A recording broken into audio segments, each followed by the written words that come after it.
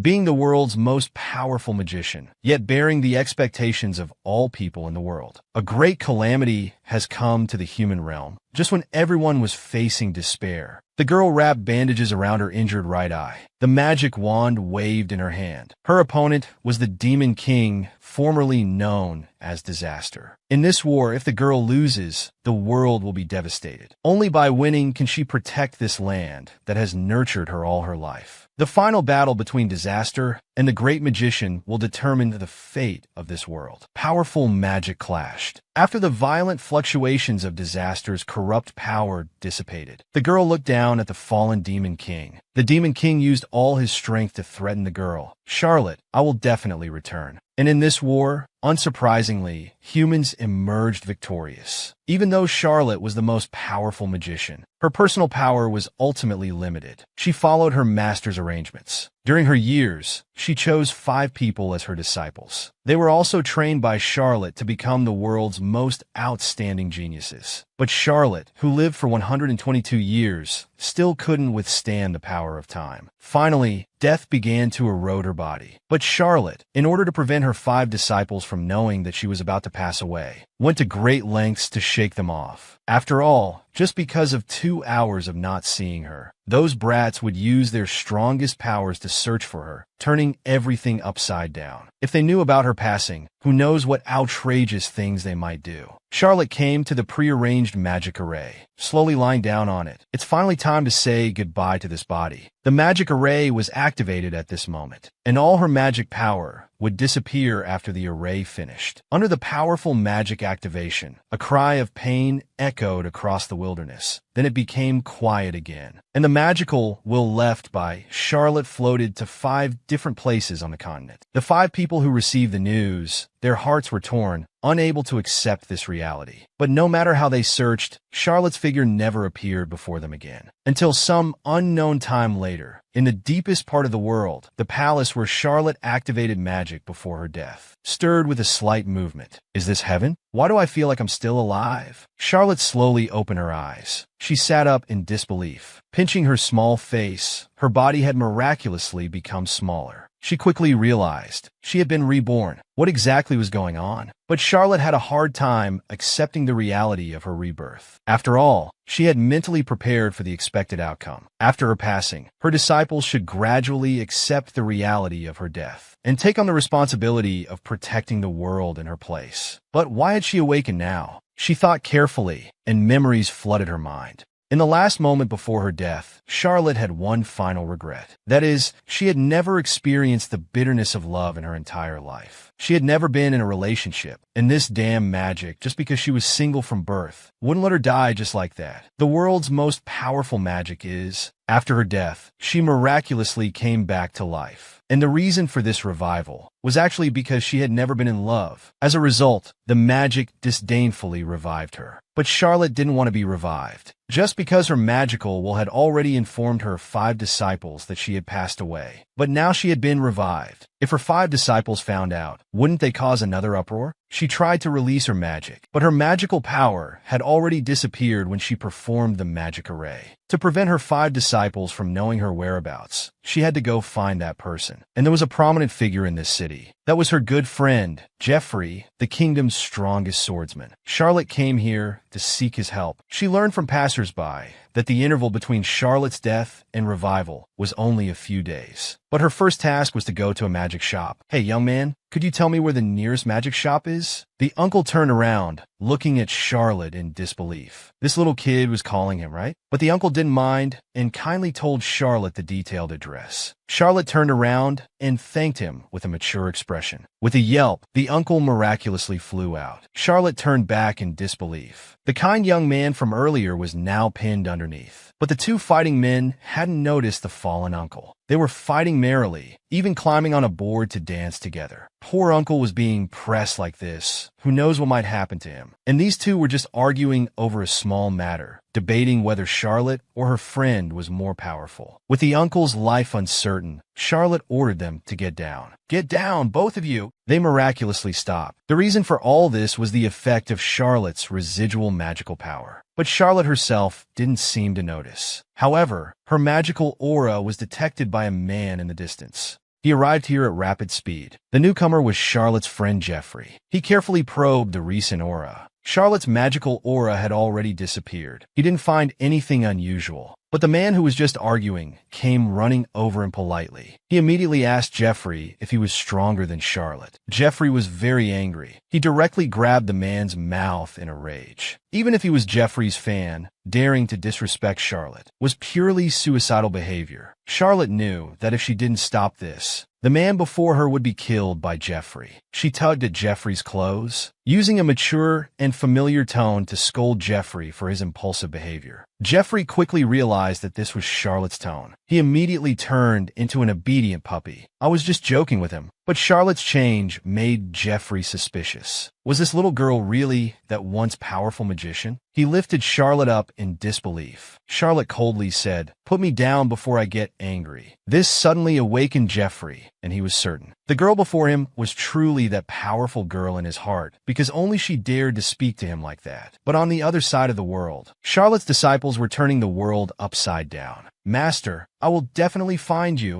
The great magician reborn just to fall in love. But she didn't know that her disciples outside were tearing the world apart to find her. She was even fooled by passers-by that she had only been dead for a few days, making her not worry at all. Charlotte was about to start a new journey in her life. Beautiful clothes were for Charlotte to choose from. The salesgirl was startled when she heard Charlotte calling Jeffrey by his real name. After all, this kingdom's strongest swordsman was like a god to them commoners. But Charlotte had always been a busy person. Now finding herself must be important. During their conversation, Jeffrey vaguely learned the reason for her arrival from Charlotte. He never thought Charlotte was about to die. As a friend, Jeffrey's heart felt pierced by something. After all, this lively old friend suddenly said she had died before, and he was completely unaware. He blamed himself for not understanding Charlotte better. He also gently scolded Charlotte for always bearing everything alone. Tears involuntarily flowed from his eyes, frightening Charlotte into quickly changing the subject. She then found various excuses to gloss over it. She even comforted Jeffrey like a child, saying, "Don't cry, don't cry.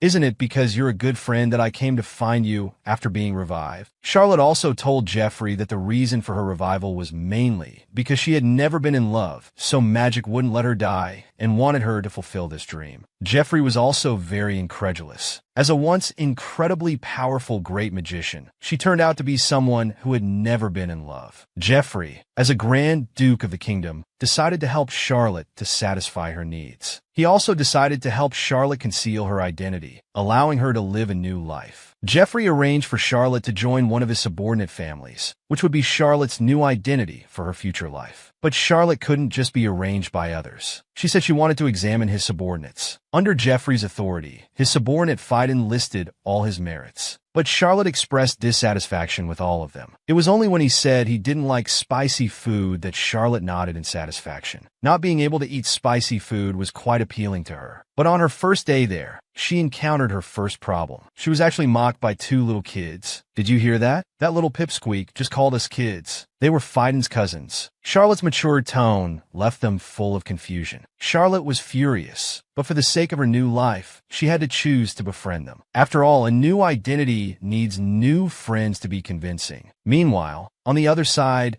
Charlotte had no idea that her disciples had gone crazy trying to find her. And Jeffrey was often pestered by them because of this. "Where is my master?" As a friend, Jeffrey had sworn not to reveal Charlotte's whereabouts. He insisted that he didn't know. But the 5 disciples didn't believe Jeffrey's words. They directly started to beat him up. Just as Jeffrey was about to fight back against the other disciples, they suddenly appeared. These were all outstanding geniuses cultivated by great magicians, each not to be trifled with. Jeffrey was so scared that he hurriedly surrendered. On the other side, Charlotte was troubled by adapting to her new identity. The young girl's small frame had averted the apocalyptic disaster, and she was crowned as the world's strongest great magician. She took on 5 disciples, each cultivated by her to become unparalleled geniuses in the world. To avoid her disciples worrying about her safety, Charlotte secretly left them just before her death. But shortly after her death, she was revived by magic's disdain, only because she had never been in love in her life. But after her revival, Charlotte didn't want her disciples to discover her whereabouts. She sought out her old friend Jeffrey, deciding to conceal her whereabouts for her. But during Charlotte's disappearance, her 5 disciples turned the world upside down looking for her, and Jeffrey was repeatedly harassed by her disciples. The disciples came on strong. It was supposed to be one-on-one, but it turned into 1 against 3. Jeffrey was so scared that he surrendered. He had to endure their interrogation, but Jeffrey's mouth was sealed tight. With his 100-point acting skills, he successfully escaped the questioning of these geniuses. The disciples all complained. This old man really seems to know nothing. To ensure his acting was more convincing, Jeffrey again pretended to know nothing. Did something really happen to Charlotte? I hope you can explain in detail. The disciples directly ignored him. The 3rd disciple also swore. Even if he had to search the entire continent, he would definitely find the master. As the disciples left, the 5th disciple also left a threatening message before departing. "I'll be back." After they left, Jeffrey finally revealed a satisfied, smug smile. "I must hide her well. They absolutely cannot find her." The butterfly outside flew away contentedly. And this game of hide-and-seek continued for 8 years. The reborn Charlotte gradually grew into the appearance of a young woman. Classmates at school began to confess their feelings to her. Has beautiful love finally come to her? But unexpectedly, Charlotte rejected the boy who confessed because she didn't want to be an old cow eating young grass. After all, her inner age was already 129 years old, and these people were all kids in her heart. There was an insurmountable generation gap between them. Indeed, there are reasons for being single. She was revived to fall in love, but now she doesn't want a grandma-grandson relationship. Will Charlotte be lonely until the end in this life too? The 2 kids living with Charlotte urged her to attend a gathering. Charlotte followed their pace, but she didn't know her every move was being watched by a mysterious person from afar. At this gathering, they were to cultivate a plant called Lulu.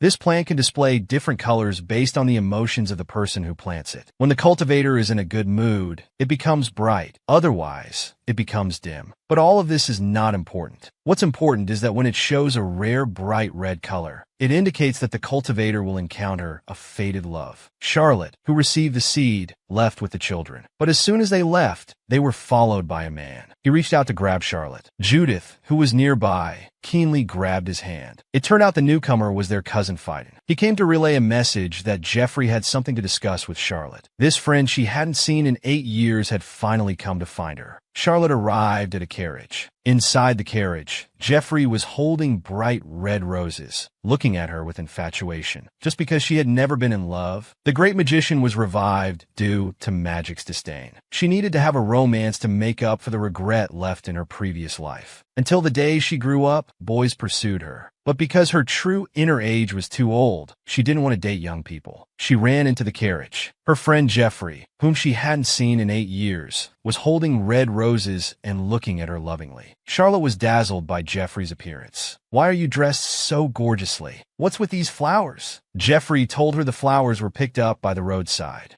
"Do you want them?" Charlotte directly refused. He tentatively asked Charlotte, "Have you heard any rumors in these 8 years?" Charlotte was very confused, but knowing Charlotte hadn't received any news, Jeffrey again avoided this question and instead asked about her feelings on her new life. "Have you found the love to make up for your regret?" Charlotte felt guilty when asked. She had rejected so many young people just because she couldn't accept these 18-year-old kids. Jeffrey had a sudden inspiration. He leaned close to Charlotte. "Why don't you consider looking around? Maybe that person is right by your side." Right before her eyes, Jeffrey gazed at Charlotte affectionately. But Charlotte was completely oblivious to Jeffrey's implications. Memories of her past life suddenly attacked her. Her excited little heart suddenly began to beat violently. Burin, the former knight commander. He must be 90 years old now, right? Is he unmarried? Could you introduce us? Jeffrey regretfully informed her that the commander had passed away last year. But Jeffrey still frantically hinted, "Think about it. That person right in front of you.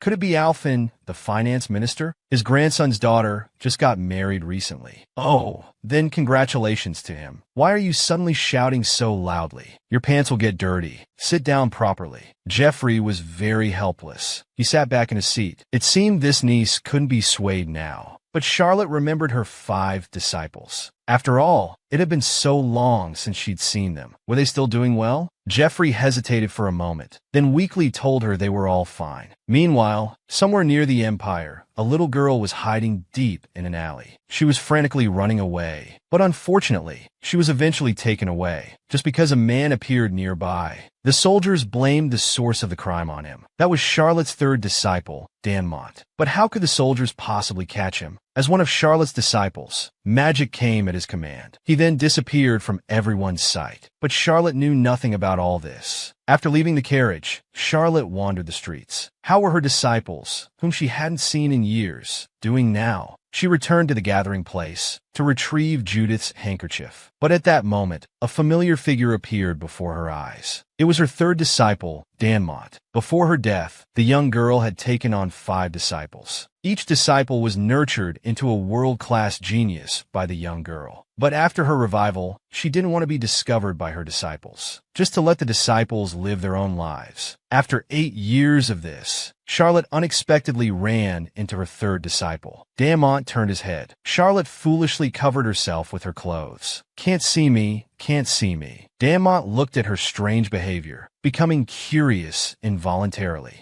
But Charlotte suddenly turned around sharply and ran away. Her odd behavior caught his attention. Danmont directly used magic to appear behind Charlotte. Charlotte quickly turned her head. Powerful magic poured out. Danmont was sent flying. Taking advantage of his disorientation, Charlotte quickly left the area. With disheveled hair, she scared the nearby kids who frantically asked about her situation. From what they said, Charlotte realized that her third disciple was somehow connected to the Jingxi kidnapping case. She couldn't believe it, because only she knew that Danmont was a gentle and kind person. 30 years ago, he was taken in by Charlotte as her third disciple. As a child, Danmont went through countless nightmares and shadows just because he had demon blood. People called him a demon, but only Charlotte knew that this child simply couldn't control his abilities. He often went berserk, but didn't want to hurt those around him. But people were all afraid of him. In all this pain, he chose to bear silently by himself. In the end, only Charlotte approached him. She gently told Danmont that he wasn't a demon, and Charlotte's heartfelt care successfully led him out of the shadows. Charlotte firmly believed he wasn't a murderer. She wanted to investigate and clear everything up. From the butler's reaction during questioning, it seemed her friend Jeffrey had known about this for a long time, but he didn't tell her. Under the starry night sky,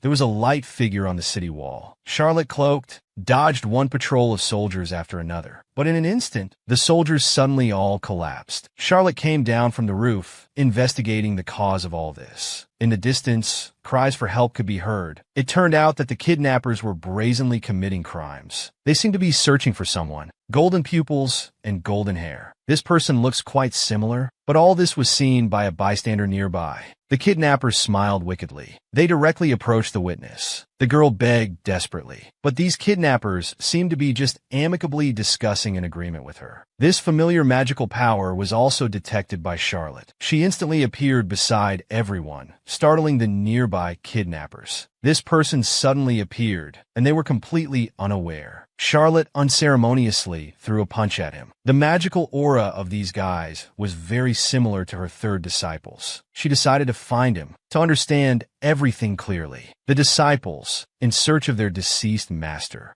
had traversed mountains and seas. But no matter what, they couldn't find any trace of their master. Only because all this was the master deliberately hiding from them. And as the third disciple, Danmont, in order to find his master, he had captured everyone who looked similar to Charlotte. But Charlotte didn't know yet that her disciples' kidnapping was all for the purpose of finding her. As the director of Black Moon, Gilhart actually came out to capture people himself. And the only person who could order the director was Danmont. Charlotte wanted to go and understand everything clearly. She slowly uttered a few words. "Let me also taste what it's like to be kidnapped." And Gilhart was just thinking the same thing. After all, Charlotte's characteristics matched exactly with the person they were looking for. Light golden hair and golden pupils. "All right, miss, we'd be happy to kidnap you. Please come with us." And that mysterious person had been following Charlotte all along. He saw all of this. Arriving at Damont's lair, Charlotte discovered that these people who had been taken by Black Moon were chatting and laughing vividly. They didn't look like they were kidnapped at all. At this time, Gilhard also came out. He said to everyone, "Have you ever raised large dogs or similar pets?" Everyone eagerly answered the question, and Gilhard told them that what they were about to do wasn't much different from interacting with pets. So if everyone doesn't provoke it, it won't bite. After saying this, Gilhard led everyone, forming a single file line, and walked into the depths of the house. And inside the house was Damont. His sharp, cold gaze was full of disgust for the mundane world. Charlotte, frightened, shyly hid back a bit. What had happened to this child? At this time,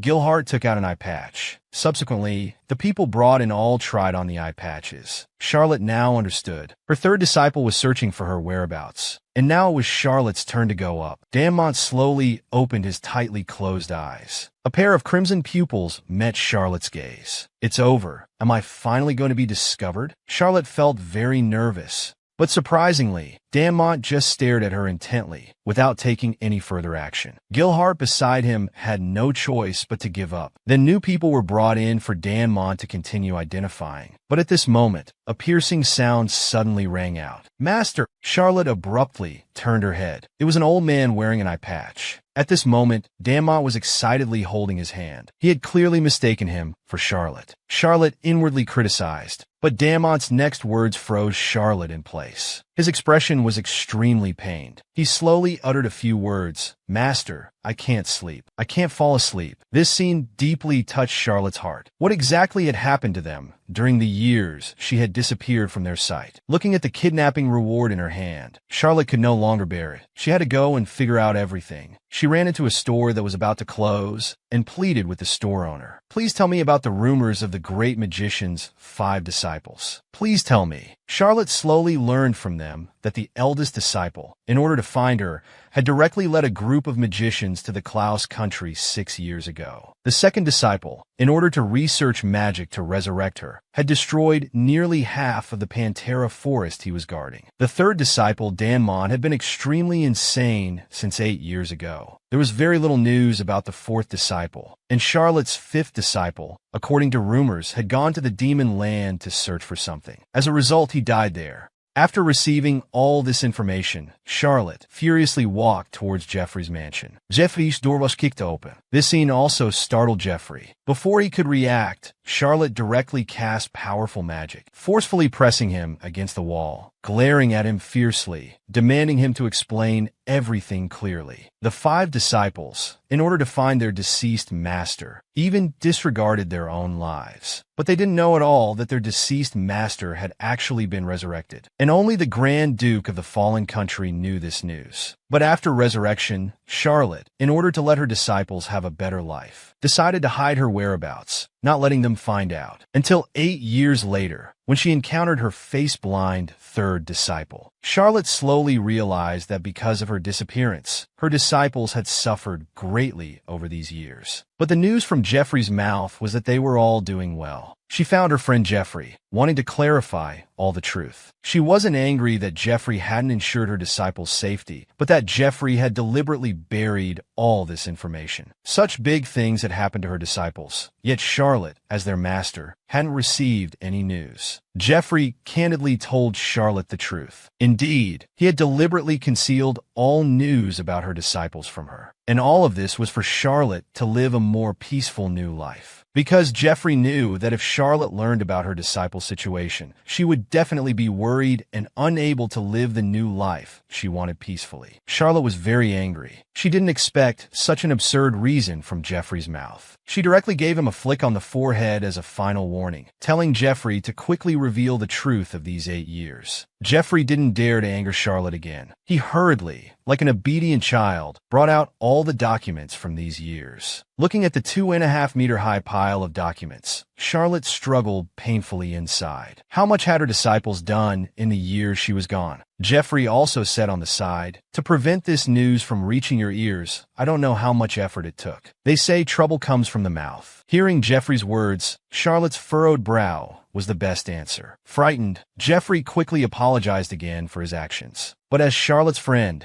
Jeffrey knew there was a curse on Charlotte, and this curse would also limit her life. He would use every means to find a solution. Therefore, he hoped that before this curse was lifted, Charlotte would live this life only for herself and not worry too much about her disciples. But Charlotte's disciples were all extremely important to her. Just for this reason, to make her completely unconcerned about her disciples' lives. Charlotte was very displeased. She told Geoffrey that although she wanted a new life, it didn't mean she would abandon her disciples. Geoffrey didn't understand. He thought Charlotte wanting to date was just an excuse to avoid her disciples. He patted his chest again and said, "You don't need to lie in front of me." But Charlotte also told him that wanting to date was true, but she also needed to know about her disciples' living conditions. Only after understanding all the news about her disciples did Charlotte leave Geoffrey's mansion. Early the next morning, Geoffrey lay desolately in the messy room. It seemed he had a rough night, but Geoffrey didn't dare to complain at all. He even worried that Charlotte might dislike him because of this. After all, he could see that Charlotte was truly angry. He kept self-deprecating in his heart. If only there were just the two of us left in this world. After learning about her disciples' current situation, Charlotte couldn't let them continue living in pain like this. Charlotte would personally investigate each disciple's situation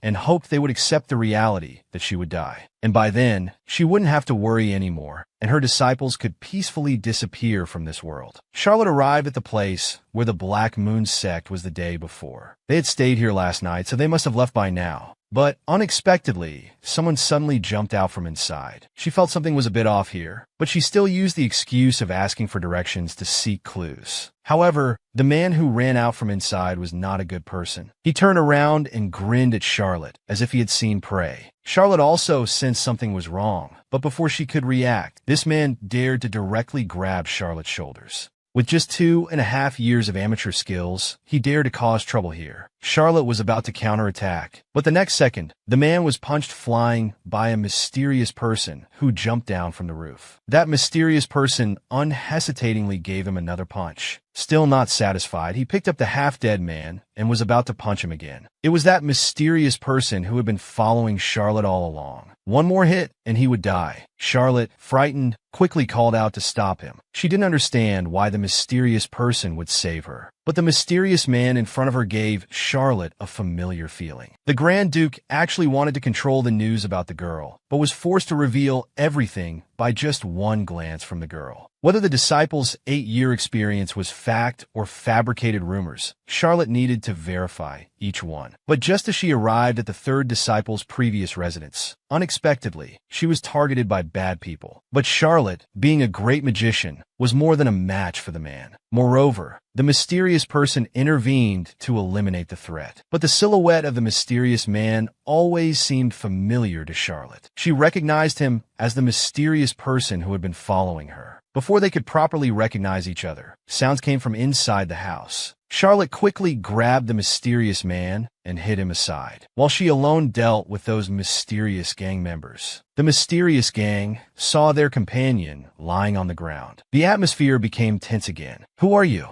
"Darren, why are you on the ground?" Charlotte lowered her gaze, her golden eyes hiding an Oscar-worthy desire. "I was just passing by and saw this person faint." The mysterious gang was stunned for a moment, not paying much attention. They then pretended to go along with Charlotte's lie, inviting her inside to thank her. But the mysterious man was still watching everything from the corner. Charlotte quickly waved at him, indicating that he shouldn't worry about her. The mysterious man didn't dare to disobey her words and could only silently watch as Charlotte was led into the house. These gang members were indeed not good people. As soon as Charlotte entered, they put handcuffs on her. There were several other bound people nearby. It seemed this gang was a group of human traffickers. Just as Charlotte was pondering what kind of gang this was, several people respectfully called out to someone, Lord Danmont, a big uncle with seaweed-like hair. They actually called this man Danmont. The kidnapped crowd nearby cried in fear. "Have I been kidnapped by the Black Moon?" These human traffickers seriously claimed that they were the Black Moon sect, and the seaweed-haired uncle was Danmont. It seemed these people were committing crimes and framing the Black Moon sect. Charlotte didn't take action. She wanted to investigate everything thoroughly. But someone was dragged out from the ground. It was Charlotte's third disciple, Danmont. Danmont kept his eyes tightly shut, seemingly oblivious to everything happening outside. Charlotte hadn't expected her disciple to still be here. Did the Black Moon group not take care of their leader when they retreated? Danmont was dragged to Charlotte's side. Charlotte stared at Danmont, remembering he was the same as a child. When asleep, he was like a dead fish. Thunder wouldn't wake him up. Like before, she gently stroked Danmont's forehead. The familiar touch suddenly came, and Danmont slowly opened his eyes. Looking at Charlotte in front of him, he instinctively called out, "Master." But the next second, Charlotte slipped away modestly, covering his face with her hat. The flustered Danmont got up, failing to recognize his rejuvenated master beside him. But Charlotte closely watched her disciple's every move. She wanted to see how Danmont would handle these things. However, Danmont obediently allowed himself to be tied up, not resisting at all. Charlotte felt a surge of frustration inside. This good-for-nothing fellow. The bound crowd was also loaded onto a carriage. The human trafficking gang took them to a forest. What came into view was an incredibly deep hole. Inside was a completely different scene. It seemed some of Danmont's deeds had been altered by villains. This place was now practically a massive dungeon. And behind all this, there must be some big shot backing them up. The captured people begged these gang members to release them. But the fake Uncle Danmont brought out a person from the prison. He immediately struck them hard with a club. Charlotte hoped Danmont would stand up and resolve these issues. But the fake Uncle Danmont was about to attack the capture man again. At this moment, Danmont started laughing loudly from behind. Everyone turned to look startled. The handcuffs were directly dissolved by powerful magic. Her good-for-nothing disciple, Danmont, was finally going to act. He was the third disciple taken in by the girl before her death. With his own powerful magical talent, he successfully created his own magic. Surprisingly, however, someone dared to impersonate their identity and commit evil deeds. And the real one was right in front of them, but these fake Karamis were still unaware. Just as they were feeling smug, Danmont directly broke through the handcuffs prison, and he was about to teach these imposters a lesson. The Black Moon Force created by Danmont was almost all powerful magicians. Yet among these imposters, there was only one low-level magician. The rest were just some miscellaneous swordsmen. Danmont would let them know what true powerful magic was. He just casually grasped, and the uncle was tied up. But unexpectedly, this uncle had some minor skills. He suddenly broke free from Danmont's magic with a jerk. He hurriedly ordered his subordinates to attack Danmont. But who could have imagined the uncle's subordinates had already been restrained by a mysterious magical force? And the source of this magical power was the members of the Black Moon. These fake gang members were just annoying insects in their eyes. But things couldn't end just like this. Behind these people, there must be an even larger force supporting them. After all, with such a big commotion in the city, the guard didn't even notice them. Danmont had to use his own methods to interrogate him. Charlotte, who wanted to hide on the side, was still discovered by Gilhart. He hurriedly approached. The more he looked, the more familiar she seemed. Even though Charlotte tried her best to hide herself, Gilhart still recognized her. "Miss, we meet again." After all, Gilhart had been beaten by Charlotte before. He knew Charlotte's strength well and couldn't help but ask curiously, "Is being kidnapped your hobby, miss?" But at this moment, Danmont's interrogation of the leader began to show some progress. Surprisingly, the uncle's body revealed the long-lost demonic aura. Mumbling in the demon language, it was clear that this person had been possessed by demons. And the demons behind him were also searching for the missing Charlotte. But like the others, they had searched for a long time and still couldn't find Charlotte's whereabouts. Their purpose was to find the first Charlotte and reawaken their great demon king. But his actions unknowingly angered Danmont. Just because he said Charlotte was dead, Master was Danmont's sore spot.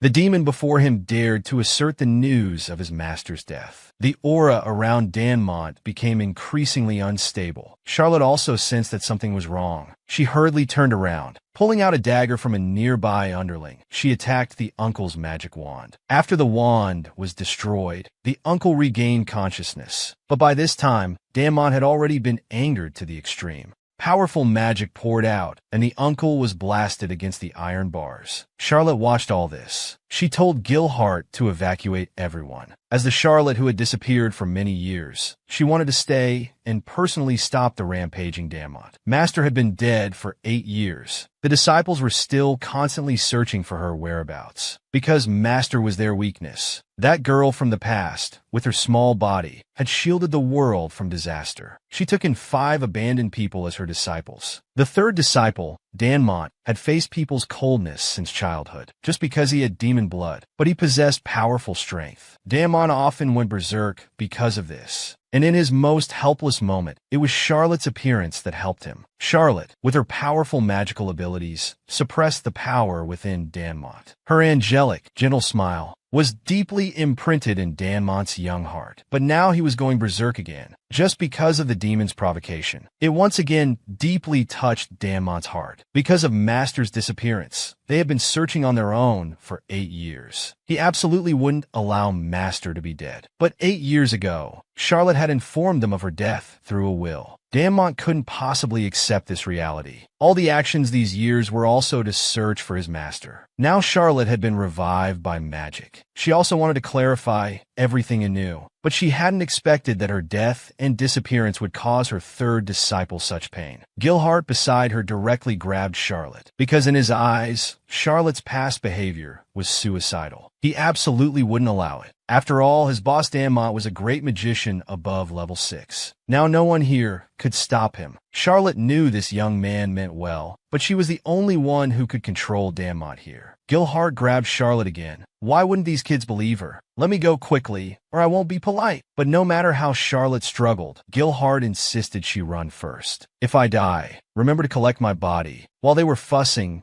Danmont's berserk state became even more uncontrollable. He suddenly attacked towards them. Gilhart stood in front to block. And at this life-threatening moment, just when everyone thought something was about to go wrong, Charlotte's magic power also burst forth. She slowly blocked Danmont's casting right hand, and his attack was deflected to the side. At this moment, Gilhart had no choice but to believe that the girl before him was so incredibly powerful. Charlotte warned them again not to use magic and to slowly retreat. But Danmont had already lost all of his rationality. His powerful right hand grabbed Charlotte's neck. Charlotte gestured to Gilhart beside her not to worry. She grabbed Danmont's collar again. With a determined gaze, she stared at Danmont. Don't you know who I am? The familiar voice surged in Danmont's mind. His forceful right hand slowly released Charlotte's neck. But his next action was incomprehensible. Danmont tilted his head. He grabbed Charlotte's hand again. Suddenly, he turned into a huge Shiba Inu-like creature. He sniffed Charlotte's hand vigorously. Then he buried his head in Charlotte's hair. Again, he was intensely inhaling her scent. The girl had been dead for 8 years, but her 5 disciples hadn't forgotten her. And the girl was revived by magic because she had never been in love. But during this time, each disciple had become a god in search of her. The disciples all wanted to possess their master's world. The third disciple, Danmont, went berserk but didn't forget the days with his master. Because the familiar voice appeared again, Danmont, as if proud, stopped his rampage. But the building here couldn't withstand their commotion. Because of Danmont's rampage, the cave was about to collapse. Charlotte quickly told Danmont's foolish subordinates to retreat. The subordinates looked uncertainly at their rampaging boss, and the berserk Danmont was startled. So scared, it seemed there was no choice. Charlotte had to use her unique secret method. She needed to awaken Danmont's memories of her. Only this way could Danmont's rampage be controlled. The night team members looked at Charlotte in disbelief, because they couldn't understand what Charlotte was about to do. Charlotte, like an old mother, guided Danmont. But miraculously, Charlotte's child-soothing behavior actually worked. They all seemed to have seen something they shouldn't have. Was this large, obedient dog really their powerful boss in their minds? After Charlotte successfully guided Danmont to the side, she quickly told the 3 onlookers to evacuate, and to take along that fake uncle. After all, he still held many secrets.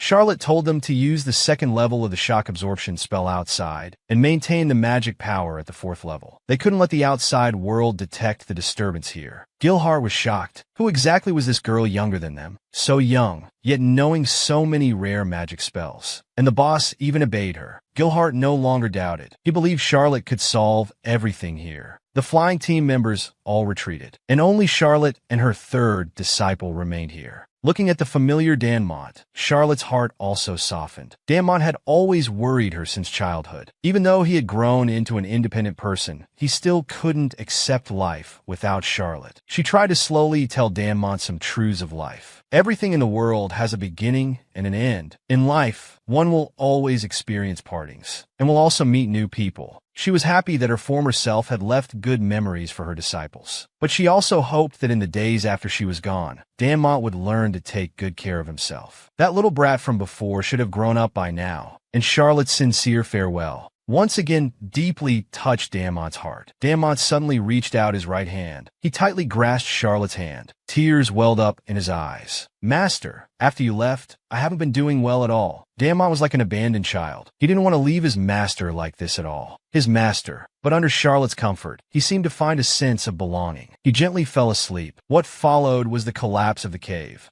The subordinates outside were worried about the situation inside. The next second, Charlotte appeared before them with Damont, and all of this was witnessed by the mysterious person who had been following them. He clenched his fists. All this discontent could only be swallowed by himself. The disciples didn't believe their master was dead. Even though 8 years had passed, they were still searching for their master. Every place Charlotte had been during her lifetime, they had searched, but this once incredibly powerful master had now vanished into thin air before their eyes. But Damont never believed this fact. If they couldn't find her in a day, they would keep searching. Until the last moment of death, they would find Charlotte.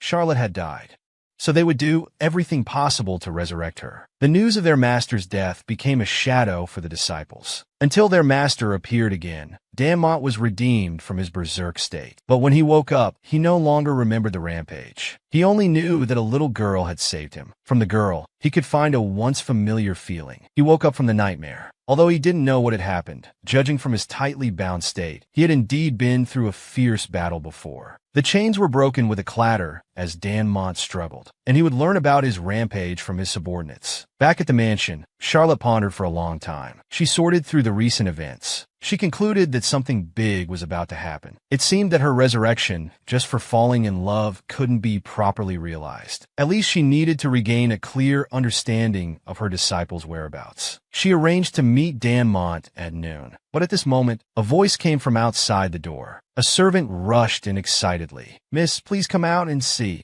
Jeffrey and his subordinates were lined up outside. What were they up to with such an imposing manner? It turned out Jeffrey had come to confess again. Like a prince in a fairy tale, he came with a tray full of flowers to welcome the princess. Charlotte was shocked to see this scene, frozen in place, while Jeffrey was smiling gently beside her. "I've come to pick you up." Charlotte hurriedly pulled Jeffrey back into the carriage. "Are you crazy? Why are you making such a big fuss?" Jeffrey was startled, thinking Charlotte was angry about last time's incident. But actually, Charlotte didn't understand what he was doing. What was the deal with those nights? Jeffrey said proudly, "I thought it was necessary to show everyone." But Charlotte, this big niece, didn't grasp the meaning behind Jeffrey's words. "What? Do you expect me to praise you?" Jeffrey coyly covered his mouth. "After doing so much, of course I want to feel the joy of being praised." However, Charlotte didn't understand emotional matters at all. She merely regarded this as a ceremonial entrance for an old friend, and failed to understand that this was all done for her sake. Charlotte told Jeffrey that the demon race was active again. She had always thought the mysterious person was sent by Jeffrey to protect her. From Jeffrey's tone, Charlotte also learned that this wasn't the case as she had thought. Charlotte silently vowed that the next time the mysterious person appeared, she would definitely uncover his identity. After saying that, she was about to run, but Jeffrey couldn't bear to let her leave. On the other side, Damont had arrived at their meeting place. He also wanted to thoroughly understand the identity of this girl who had awakened him from his rampage. The lovesick Duke actually liked a girl over 120 years old. Roses were brought by carriage, just so the princess he liked could enjoy the sight. But the girl was clueless about love. Even with all the romance laid out before her, she couldn't appreciate the beauty of love. The girl still had 5 disciples to comfort, Charlotte said as she was about to escape from Jeffrey's carriage.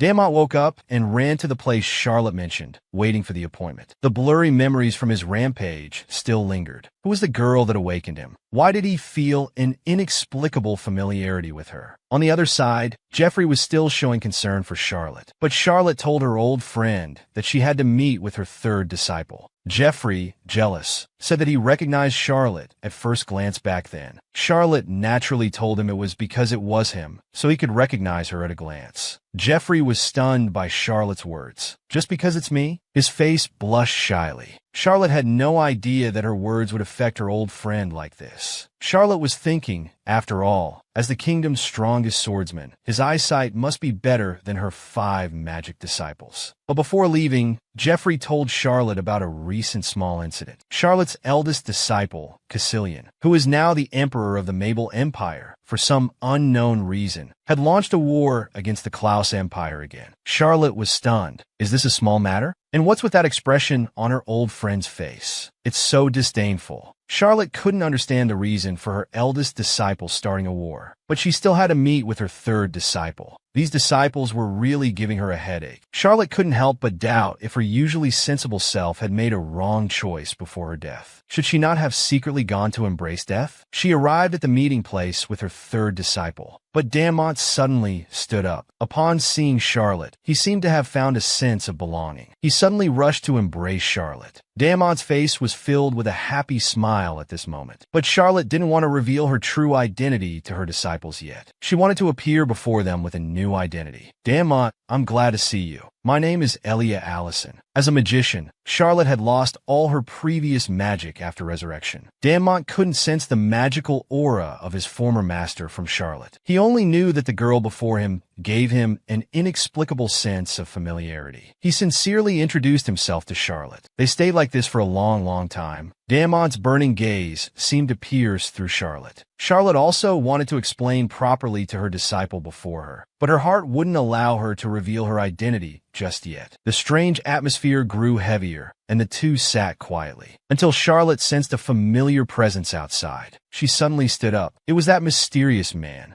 He had indeed been following Charlotte all along. Charlotte suddenly left Damont's side. That person must be caught. The girl had taken on 5 disciples before her death. Each disciple had been trained by her to become an unparalleled genius, and they were all deeply loyal to their master. Even when the master told them she had passed away, they still kept searching for her. And the 3rd disciple had also met the resurrected master. But the mysterious person's appearance broke this tranquil scene. Charlotte ordered her 3rd disciple to capture him. Hearing this long-lost command, Damont smiled gently. This familiar feeling made the answer in his heart increasingly clear. He dared not disobey the order of the girl before him. Then came the pursuit of the mysterious person's trail. Charlotte could sense the aura of the Demon King's disaster from the mysterious person. If demons were to descend upon the world again, all living beings would suffer once more. This mysterious person who had been following her, what was his identity? Charlotte needed to figure out all of this. On the other side, Damont, following Charlotte's order, had locked onto the mysterious person's trail. But just as he was about to capture the mysterious black-robed man, the person skillfully dodged. The Black Moon members who had been watching nearby also noticed the commotion. They hurriedly divided tasks to help their boss. Meanwhile, Gilbert also noticed Charlotte about to take action in the distance. Worried about Charlotte's safety, he quickly came to her side. Charlotte's magic manifested, and a golden bird flew into the sky at her command. In the distance, Geoffrey also noticed the small bird in the sky. He immediately recognized it as Charlotte's magic. Before his subordinates could react, he also followed the magic. Damont was now in a standoff with the mysterious person. Their battle was about to break out. "Why are you monitoring us?" But the mysterious person didn't intend to answer his question.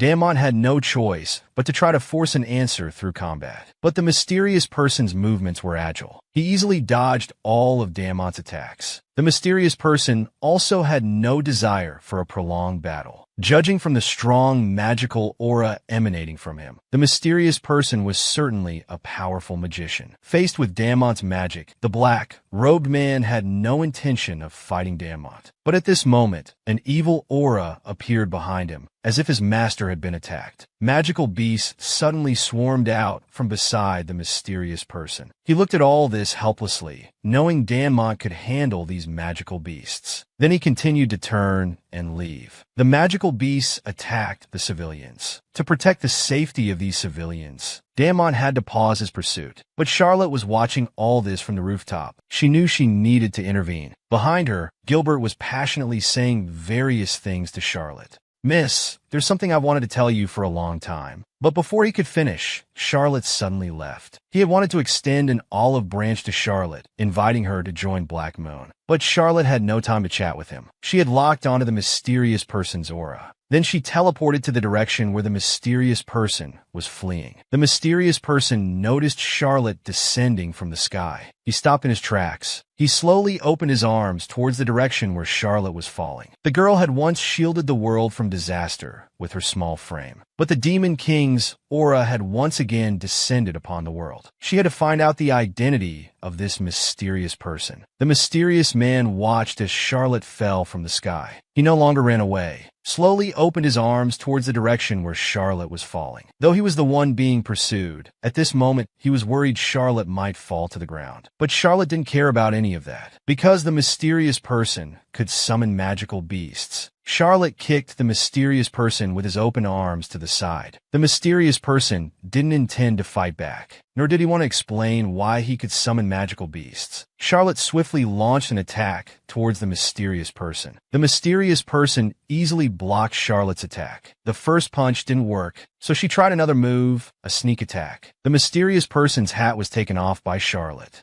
but he quickly blocked Charlotte's subsequent attacks. He knocked Charlotte down to the side. From the man's features, it was clear he wasn't a demon, but a human like Charlotte. The man's silver hair caught Charlotte's attention. He released Charlotte. Then he ran away again. Even though Charlotte understood the man had no ill intentions, there were too many suspicious points about him. She wanted to clarify everything, but her reborn self couldn't use too much magic. Because she had been using magic continuously, her body now started to feel dizzy. The mysterious person noticed Charlotte had stopped chasing. He stopped as well. Charlotte also noticed that the mysterious person seemed to care about her. So she continued to pretend to be dizzy, which frightened the mysterious person and made him freeze in place. He couldn't bear to see Charlotte injured, but he was very indecisive at this moment, unsure whether to run or go back to take care of her. Charlotte considered it repeatedly. He decided to check on Charlotte's condition. Charlotte knew her trick was very underhanded, but all's fair in love and war. As the mysterious person ran over, Charlotte quickly cast a binding spell on him. The mysterious person didn't react in time. His hands were locked up. Charlotte took advantage of this moment and reached out her hand towards him. In a flash, the mysterious person's hood was also pulled off. Charlotte pinned the mysterious person to the ground, and his face appeared clearly in Charlotte's eyes. It really was that child, her fifth disciple, Evan. After his identity was discovered, Evan quickly undid the binding on his body. Then he said to Charlotte, "Charlotte, I'm not Evan." Hearing this, Charlotte grabbed his head and shook it furiously, saying, "You brat, I'm not Charlotte either." As expected of master and disciple, neither of their lies was believable. But at this moment, Evan could only let his master question him. He didn't dare move, not at all. However, the magical aura around Evan had changed significantly. Charlotte was about to ask Evan about his situation over the years, what exactly had happened to this child, why rumors said he had died. But at this moment, Jeffrey suddenly appeared, and he abruptly attacked Evan. This guy really ruins everything. The girl had 5 unparalleled genius disciples. Each disciple was trained by her to become a great magician in the world. But to prevent her disciples from knowing about her impending death, she fled from all her disciples alone, dying secretly in the darkest place in the world. Until 8 years later, when she was resurrected and returned to the world, she found that all 5 disciples had become extremely obsessed with finding her. The eldest disciple even started a war to find her. The 3rd disciple captured everyone who resembled the master. The 5th disciple even entered the Demon King's place of demise, just to search for traces of the master. The 5th disciple, rumored to be dead, had been quietly protecting the master, while the whereabouts of the remaining 2 disciples were still unknown. Now the 3rd disciple had already confirmed the master's identity, and the 5th disciple, due to secretly protecting the master, ended up being caught red-handed by the master. The master and disciple, who hadn't seen each other for a long time, were about to have a good catch-up. But the tranquility was broken by Jeffrey, who came from afar.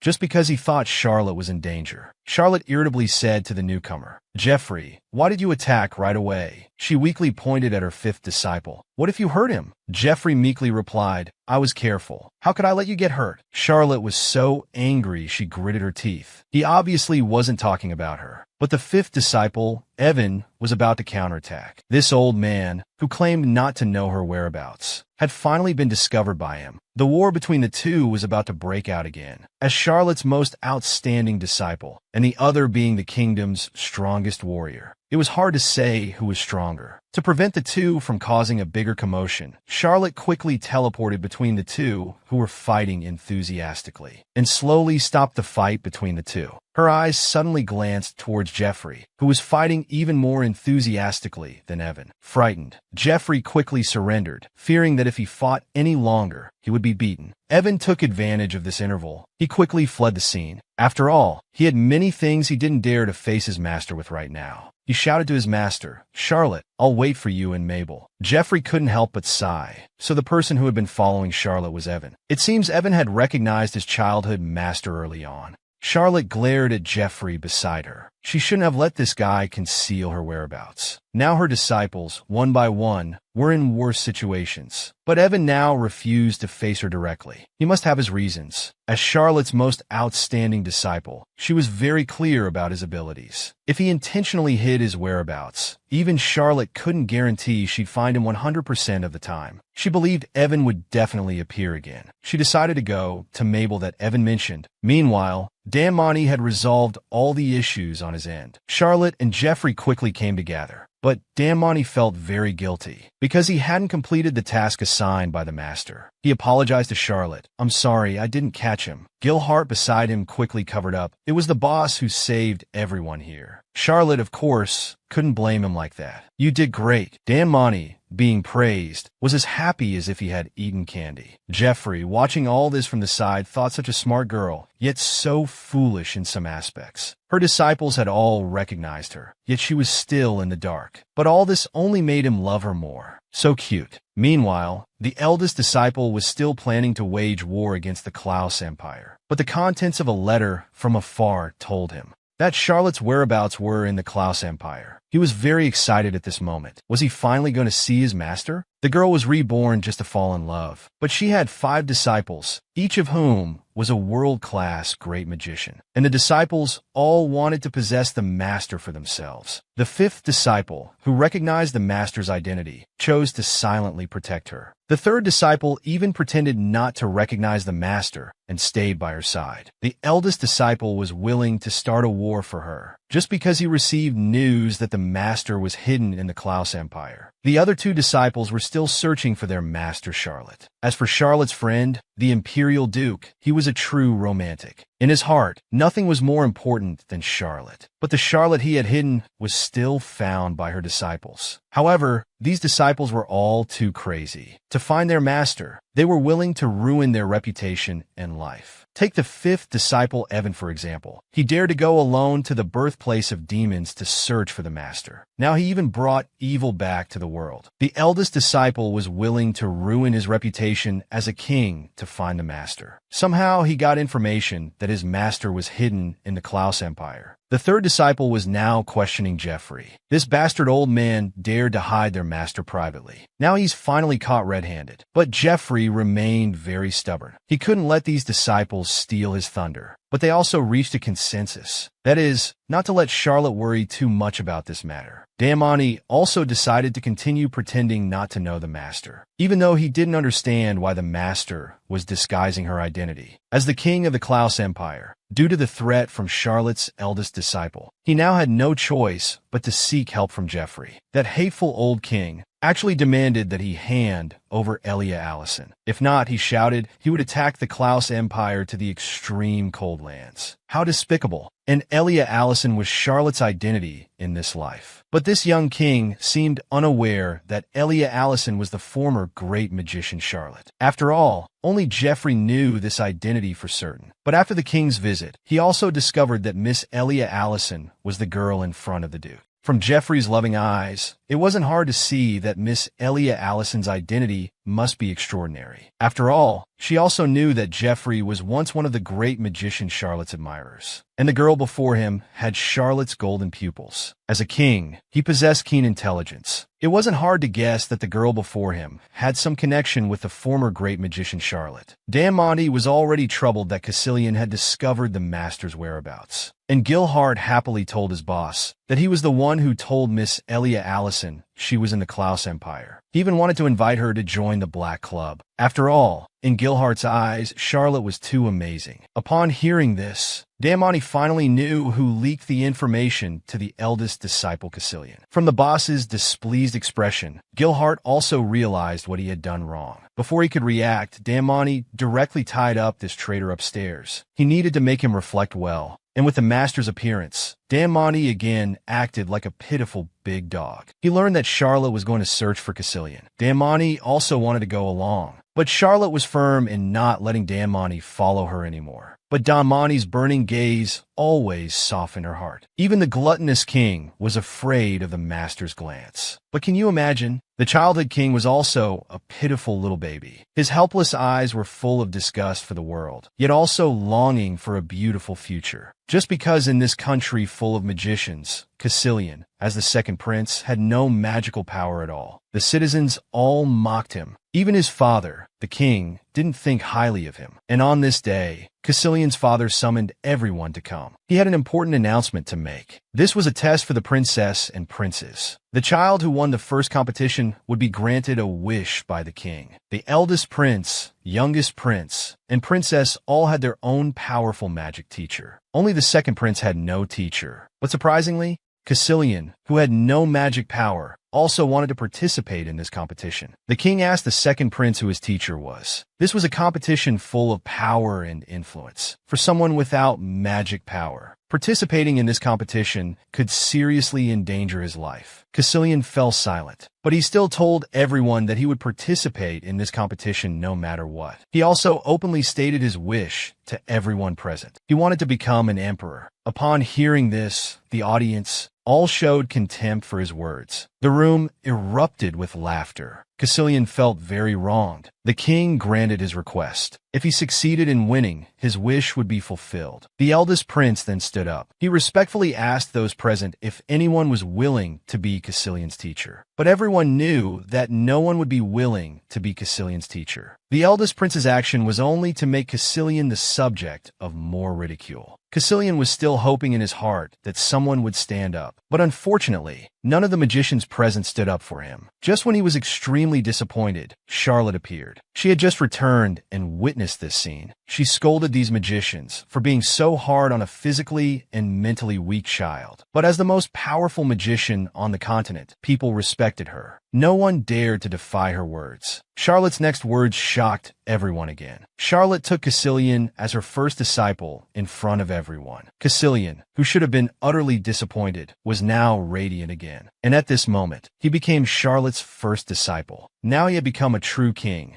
But the master had been missing for 8 years. As disciples obsessed with their master, each of them was anxious to find the master. And they heard that a girl similar to the master was in the Klaus Empire. As the eldest disciple, he needed to confirm this fact. Single girls are single for a reason. As a powerful magician, Charlotte was reborn just to have a sweet romance. But there was a century-old friend pursuing her. Yet Charlotte remained unmoved. It wasn't that Charlotte didn't like her. It was that Charlotte herself was an iron-willed, straight woman, a genius-level great magician, but when it came to love, she had no experience at all. Because of the disciples' commotion, Charlotte now had to go to Mabel Wave's house again, just because the eldest disciple hadn't seen her. He was going to attack the Klaus Empire. Judith, who had always accompanied Charlotte, reluctantly saw Charlotte off, but he was very angry. These annoying people, why couldn't they just give up? He really wanted to catch them and throw them into a gurgling honeypot. His brother beside him couldn't understand why he was angry. Charlotte set off on her journey to meet the eldest disciple. But in her carriage, beside her was a gift box. It was the magic potion carefully prepared by Jeffrey. Because the reborn Charlotte couldn't overuse her magic power, Jeffrey was very worried about her depleting herself. And these improved magic potions were things he prepared for Charlotte's journey. Originally, he He also wanted to accompany Charlotte to the Mabel Empire, but Charlotte refused him. These troublesome disciples of hers, Charlotte said she would go and investigate the situation herself. She didn't want to trouble Geoffrey to worry about them anymore. But she didn't understand that this was Geoffrey's own thoughtfulness. Geoffrey was very helpless. He told Charlotte that sometimes, I really want to tie you tightly by my side, unable to do anything, just watching this damn Yandere Duke's love sickness act up again. But Charlotte didn't understand at all. She replied to Geoffrey, do you want to keep me as a pet dog? Recalling Geoffrey's previous behavior, Charlotte expressed some confusion. But as a century-old friend, thinking carefully, this guy seemed to have always been like this. Charlotte stopped thinking too much about his affairs. After all, now she had to go understand Caecilian's situation. After a journey, Charlotte arrived at their meeting destination. Accompanying Charlotte were some knights from the kingdom. But this frivolous knight came over just to tell Charlotte that His Majesty had instructed him to take good care of her, only because Charlotte was an important person to the Duke. At this time, an unpleasant fellow popped up, thinking Charlotte was very beautiful. But he was quickly beaten up by the female knight. This guy seemed unaware that Charlotte was a very important person to the Duke. But Charlotte still didn't understand. And at this moment, a portal suddenly opened. The arrivals were the Mabel delegation coming to greet Charlotte and her group. Charlotte hid behind her companions, lacking confidence, because she knew only high-level magicians could use teleportation magic. If high-level magicians were coming, there would definitely be people she used to know, until their figures clearly appeared in everyone's sight. Charlotte's delegation was stunned, because those coming to greet them were all noble figures. The Crown Prince, who usually wouldn't attend high-level meetings,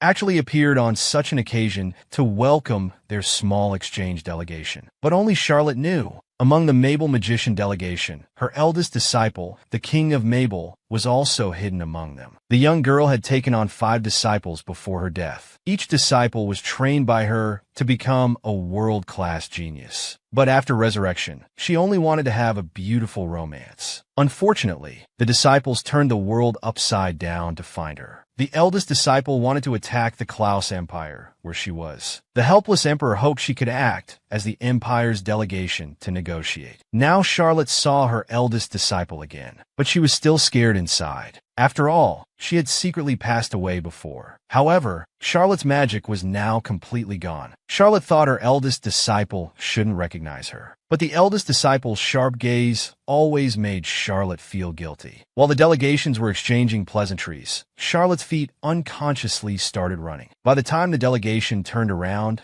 they found that Charlotte, who had been standing there, suddenly disappeared. And the Mabel Empire delegation also discovered their king was missing. Meanwhile, on the other side, Charlotte was running at full speed, panting heavily. And behind her was her eldest disciple. He was frantically chasing Charlotte, running wildly, making Charlotte ask Caecilian uncertainly, "Why are you chasing me? Then why are you running?" The two of them started playing a crazy game of chase. Charlotte couldn't possibly say that because she made eye contact with her eldest disciple, her legs instinctively fled. But she hadn't expected this brat to actually chase after her. And her disciple, who could use magic, was now chasing her with small steps. Charlotte's stamina was about to give out. She really had a lot to say, but couldn't express it. By the time Charlotte looked back, the eldest disciple's eyes seemed to be full of light, chasing after her like a fool, until Caecilian directly shouted at the girl. Looking ahead, Charlotte suddenly turned her head. Right in front of her was a tree branch blocking the way. She skillfully bent her back, and Caecilian took advantage of this interval. He caught up and firmly grabbed his master. But unfortunately, his foot slipped. The two fell down together again, as expected of a foolish master and disciple. Charlotte also furiously criticized her disciple. "Why didn't you use magic when you can?" But Caecilian pretended not to understand and apologized. "Young lady, I'm not a magician." This guy who always loves to act young and pretend. Charlotte stared at him irritably, until the two appeared again, looking disheveled in everyone's eyes. Both sides couldn't help but joke. "Did you two go to fight? Did you determine a winner?" Charlotte really had a lot to say, but couldn't express it. It's all because of this annoying eldest disciple. The ambassador who came with Caecilian was also very confused. Is this the girl the king often mentions? Does she really look so similar to the former great magician? But Caecilian couldn't sense any of the master's magical aura from Charlotte.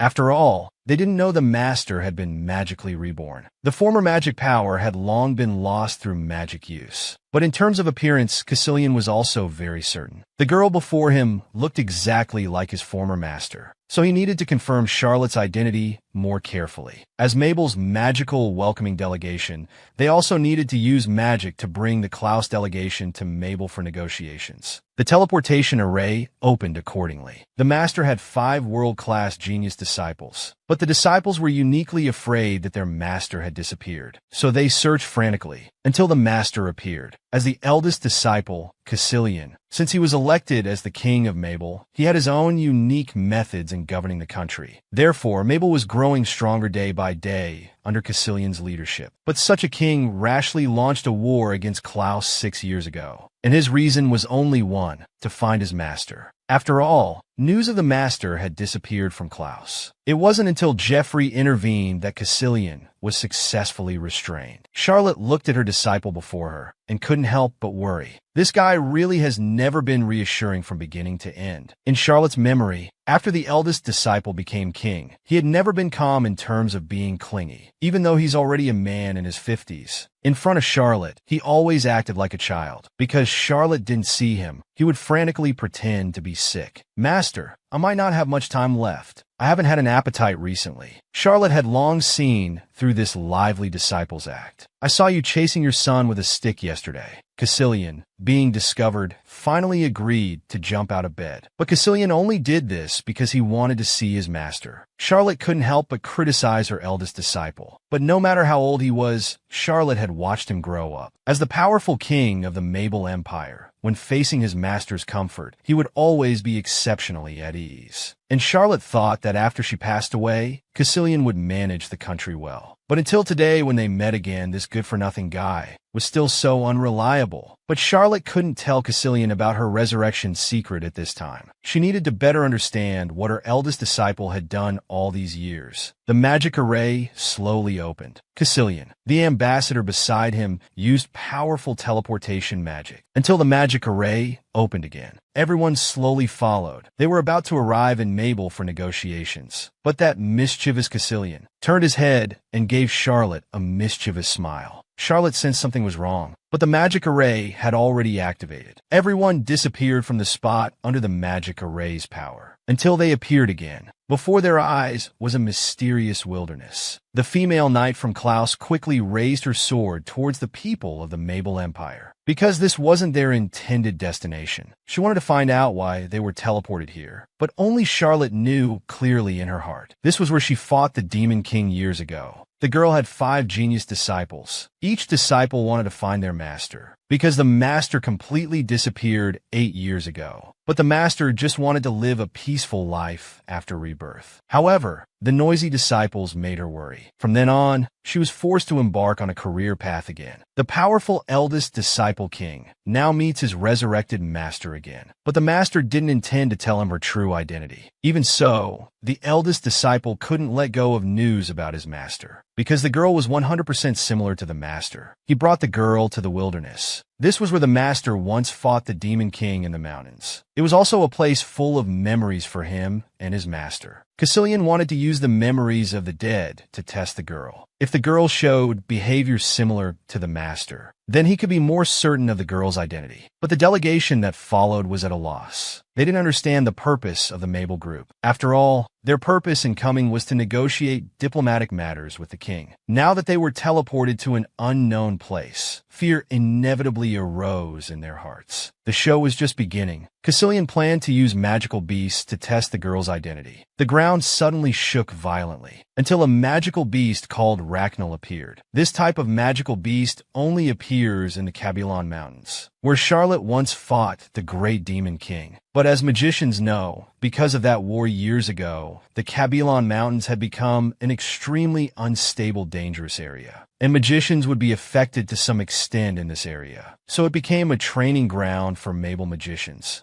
After everyone understood where they were, they fell into a tense state, just to deal with the magical beast that appeared before them. The female knight swung her sword at the appearing magical beast. The magical beast was quickly cut in half, but the body of the magical beast was recovering at an extremely fast speed. The ambassador from Mabel also told everyone that this type of magical beast can only be truly eliminated by completely crushing it. The female knight also frantically complained, "Are these people planning not to help?" The ambassador also told her that because they used up all their magic power during the teleportation, they couldn't help now. Then he immediately ran away after speaking, because only they knew very clearly in their hearts that these magical beasts were actually attracted here, following the king's orders. At this time, nearby magical beasts also appeared in groups. Charlotte suddenly understood everything. After all, the group appearance of Racnal magical beasts formed a consensus. Someone must have been manipulating things behind the scenes. She glared at Caecilian. Caecilian faced the girl with blatant threats. Pretending to be innocent, he shrugged his hands. The smile at the corner of his mouth seemed to tell Charlotte, "This way you'll have to take action, right?" And the Racnal magical beasts used magic to attract more of their kind in groups. This was the technique Caecilian learned during his trial years ago. When Charlotte took him as a disciple back then, they also began that king's trial. And that trial was also manipulated by someone. During the trial, Racnal magical beasts also attacked them. The person manipulating behind the scenes was the crown prince, because he looked down on Caecilian, and Caecilian's desire to become emperor further angered him. The crown prince and his magician master also wanted to resolve everything through this. After all, Caecilian was just a useless person without magic power in their eyes. They didn't know at all that Caecilian was actually born with magic. It's just that these short-sighted people never discovered it, and his talent was further unearthed by Charlotte. Now the floating stones they were riding in the air were operated by Caecilian using magic power. But the crown prince couldn't believe it at all.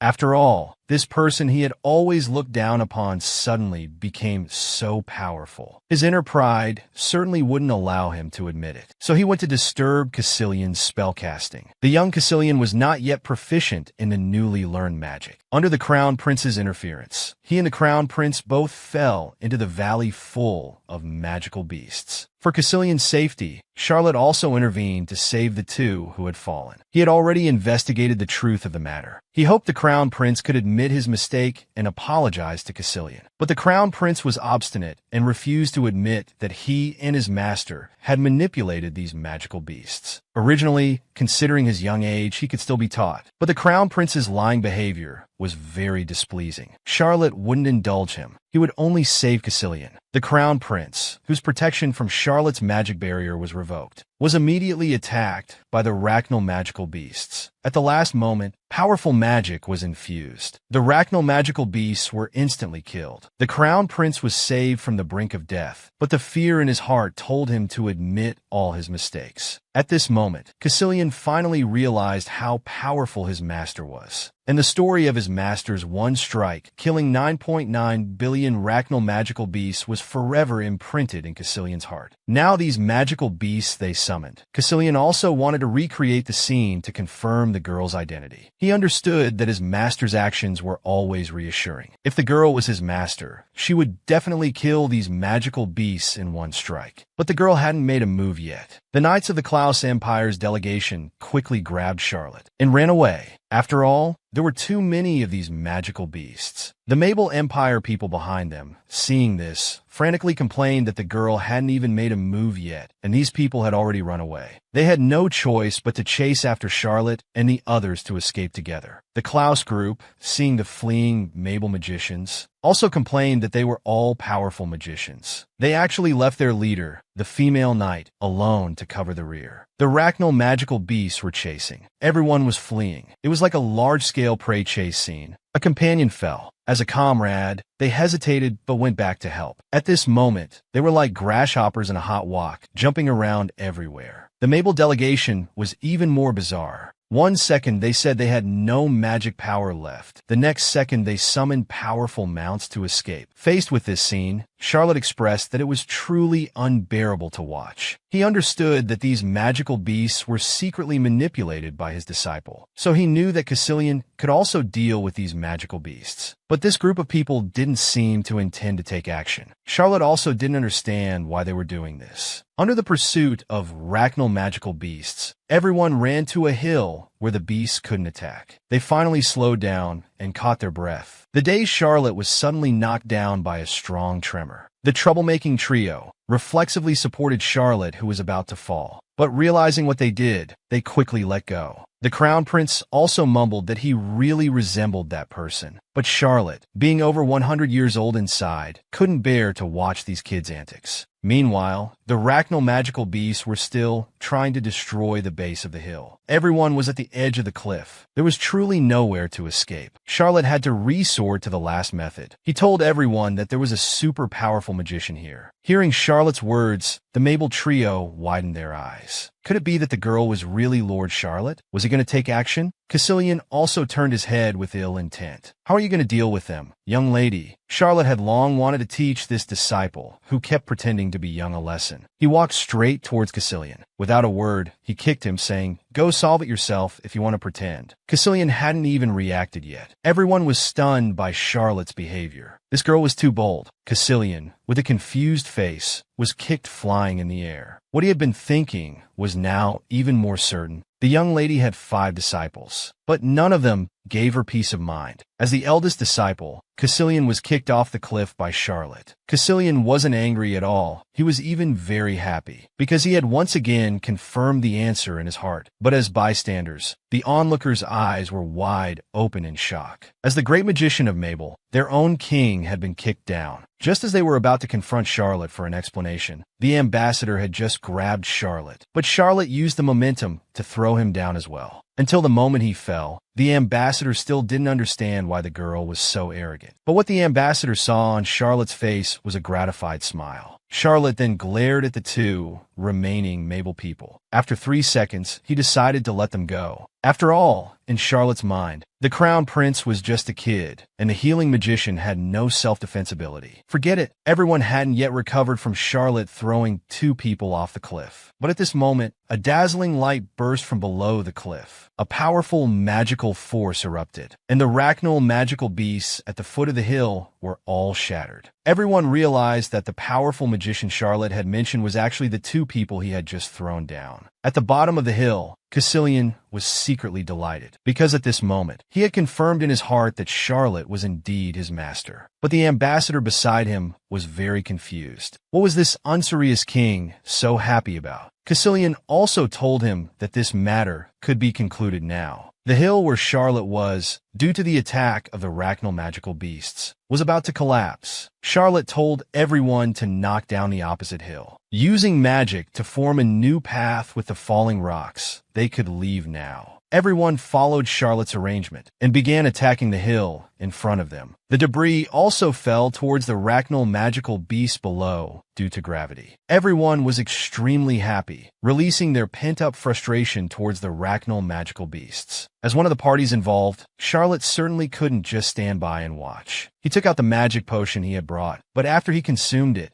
he realized that these weren't magic potions at all. The contents of the bottle were actually the knight's righteousness, something Geoffrey had given him. Unsurprisingly, this must have been Geoffrey's mischief. But Charlotte had no idea. As he used the bottle, Geoffrey, who was far away, felt his power draining. He understood that the bottle he gave Charlotte had been opened. He was very worried about Charlotte, because he had no idea what had happened to Charlotte. He really should have gone along after all. Charlotte now felt his body filled with power. But he also understood that making these concentrated righteousness bottles must have consumed a lot of energy. Charlotte inwardly scolded his old friend who didn't take care of his own body. To prevent Charlotte from using magic, he had done something so detrimental to his own health. Charlotte now transformed into a super strong knight. After all, he was using Geoffrey's righteousness power, which contained his own abilities. But at this moment, a figure appeared in the distance. Charlotte could sense evil power from him. This figure quickly disappeared again. The next second, the figure had already appeared beside Charlotte. This person was Charlotte's 5th disciple, Evan. Charlotte didn't understand why Evan would appear here, but he also had many questions to ask Evan. His sudden appearance now saved him the time of searching for him. The simple-minded knight suddenly grabbed Charlotte. "Miss, why are you drawing my sword?" Evan was a loyal guard dog. Seeing his master being questioned, Evan used his magic to attack him. But Charlotte stopped his action. "What are you doing? Since that's the case, let's have a duel then." Evan told Charlotte that because Charlotte used that old man's blue righteousness, he really disliked it. Charlotte had to ask the male knight beside him to leave temporarily. He needed to talk to his fifth disciple alone. Charlotte swung fiercely at Evan, and Evan kept dodging until they had fought for 2.5 rounds. Evan noticed that his master's power wasn't as strong as before. Charlotte's swinging sword interrupted him. He clenched his fists and punched towards Evan, but this time Evan didn't dodge until Charlotte's fist hit him hard. Under the impact, Evan flew out. Charlotte found that his disciple hadn't dodged his attack. He ran over with concern. "Why didn't you dodge?" Charlotte felt very guilty and worried. He comforted Evan, wanting to understand what had happened to Evan over these years. But Evan grabbed his hand, revealing that familiar smile. Memories suddenly echoed in Charlotte's mind. This was the aura of the past Demon King disaster. He hurriedly grabbed Evan's collar tightly. "Who are you really?" To find his master. The fifth disciple was willing to sacrifice his life as Charlotte's most outstanding fifth disciple. Rumor said he had died 4 years ago, until Charlotte met his disciple again. He slowly realized that his disciple hadn't died, but the aura emanating from Evan was no longer like the disciple he once knew. His magical aura was mixed with the power of the Demon King. "Who are you really?" Evan also spoke provocatively. "Guess." Charlotte was very worried. He remembered what his fourth disciple had told him. From his youth, Evan had never let Charlotte feel at ease. Because of his strong magical talent, he often arrogantly bullied those weaker than him. Charlotte didn't like his behavior. He told Evan that if he continued to bully the weak, he would no longer accept Evan as his disciple. Evan was afraid of losing his master. No one was more important than his master. Under his master's threat, he slowly corrected his bad personality. The fourth disciple, Eldo, who was watching from his room, was also called out by Charlotte. This mischievous one was disguising his identity again. Elwyn angrily walked towards his master. He told his master that Evan always gave him a very ominous feeling. Now Evan was emanating an evil aura. Could Elwyn's prediction be true? Charlotte needed to find out what had happened to Evan. At this moment, a powerful aura burst out behind Evan. It came from Caecilian. Caecilian had dealt with all the magical beasts, and he also noticed Evan nearby. Caecilian told Charlotte that the knights who came with him were all safe now. He dared not provoke his master anymore. Charlotte just wanted to talk to Evan alone. Moreover, Charlotte still thought Caecilian didn't know his identity. Charlotte hurriedly blocked Evan, who knew his identity, fearing he might leak the information to Caecilian. To further confirm his master's identity, Caecilian decided to lead his master and the others to a quiet place. Before they could react, powerful magic gathered in Caecilian's hand. With a loud boom, the powerful magic exploded on the hill. And after the dazzling light, they were brought to a cave blasted out by Caecilian's magic. All this was done to facilitate better conversation with his master. But Charlotte now just wanted to punch him again. This guy was too rude in his actions. Seeing his angry master, Caecilian's voice began to stutter. He hurriedly made up an excuse. Because of Evan's appearance, Caecilian also wanted to have a good talk with him. Because during Charlotte's absence, many things had happened among these problematic disciples. For years ago, Evan had stolen a national treasure from Mabel. As the king of Mabel, Caecilian certainly needed an explanation from Evan, but he couldn't find Evan's whereabouts all these years. Now he finally saw him. But these extraordinary geniuses, none of them behaved properly in front of Charlotte. As soon as these two met, they wanted to compete for favor. Neither could stand the other before their master. They started fighting like children. Charlotte, knowing Evan had stolen the heart of Bolgon, couldn't figure out Evan's purpose no matter how he thought about it. But Charlotte also needed to understand Evan's situation clearly. After all, the current Evan had the aura of the Demon King he once fought. If the Demon King were to descend upon the world again, it would be no small matter. But looking at his disciples now, these immature fellows. Evan knew he couldn't stay any longer. He was about to use magic to break free from Caecilian's deadly lock. Caecilian noticed that the fifth disciple was about to use magic. He also warned Evan that using magic might harm the girl in front of them. Evan, who was about to cast a spell, stopped his action upon hearing this. But Caecilian pushed his luck, saying, "For the sake of the young lady, can you obediently come back to Mabel with me?" Evan definitely wouldn't agree. He didn't care anymore. He could only use magic to break free from Caecilian's entanglement. Charlotte also noticed Evan wanting to escape. He still had many things he needed to understand from his disciple. But Evan ignored Charlotte's calls. He raised his hand, then offered a passionate kiss. "Until we meet again." Charlotte stood there bewildered. The eldest disciple also slowly got up. After all, Caecilian had completely confirmed the identity of the young lady before him in his heart, and he wanted to take his master back to the country of Mabel. The young lady had 5 disciples, each one an unruly character. Just because of her death, they turned everything upside down. Now that the young lady had been reborn and returned, the disciples gradually discovered their master's whereabouts. To break free from Caecilian's entanglement, Evan cast a spell at him. The cave was already unstable. With Evan's actions, the cave collapsed. At this moment, only Caecilian and Charlotte remained. They had to temporarily maintain the cave space with magic, and it was here that Caecilian truly confirmed his master's identity. Caecilian recalled when he was searching for his master. He used magic to see his master's final moments. His master's face wore a happy smile. At that moment, he began to reflect on himself. Perhaps the master felt too tired of leading them, so the departed master was freed from this exhausting life. After all, when the master was alive, he was always busy for his disciples. But Caecilian couldn't accept this way of saying goodbye from his master. Even though he understood that his master had passed away, his heart still couldn't let go of his master. So he believed his master must still be alive. After all, his master was the most powerful great magician, so he never announced the news of his master's death to outsiders. He felt very guilty inside, having 5 disciples, yet not one of them could give the master peace of mind. Faced with Caecilian's self-blame, Charlotte couldn't hold back anymore.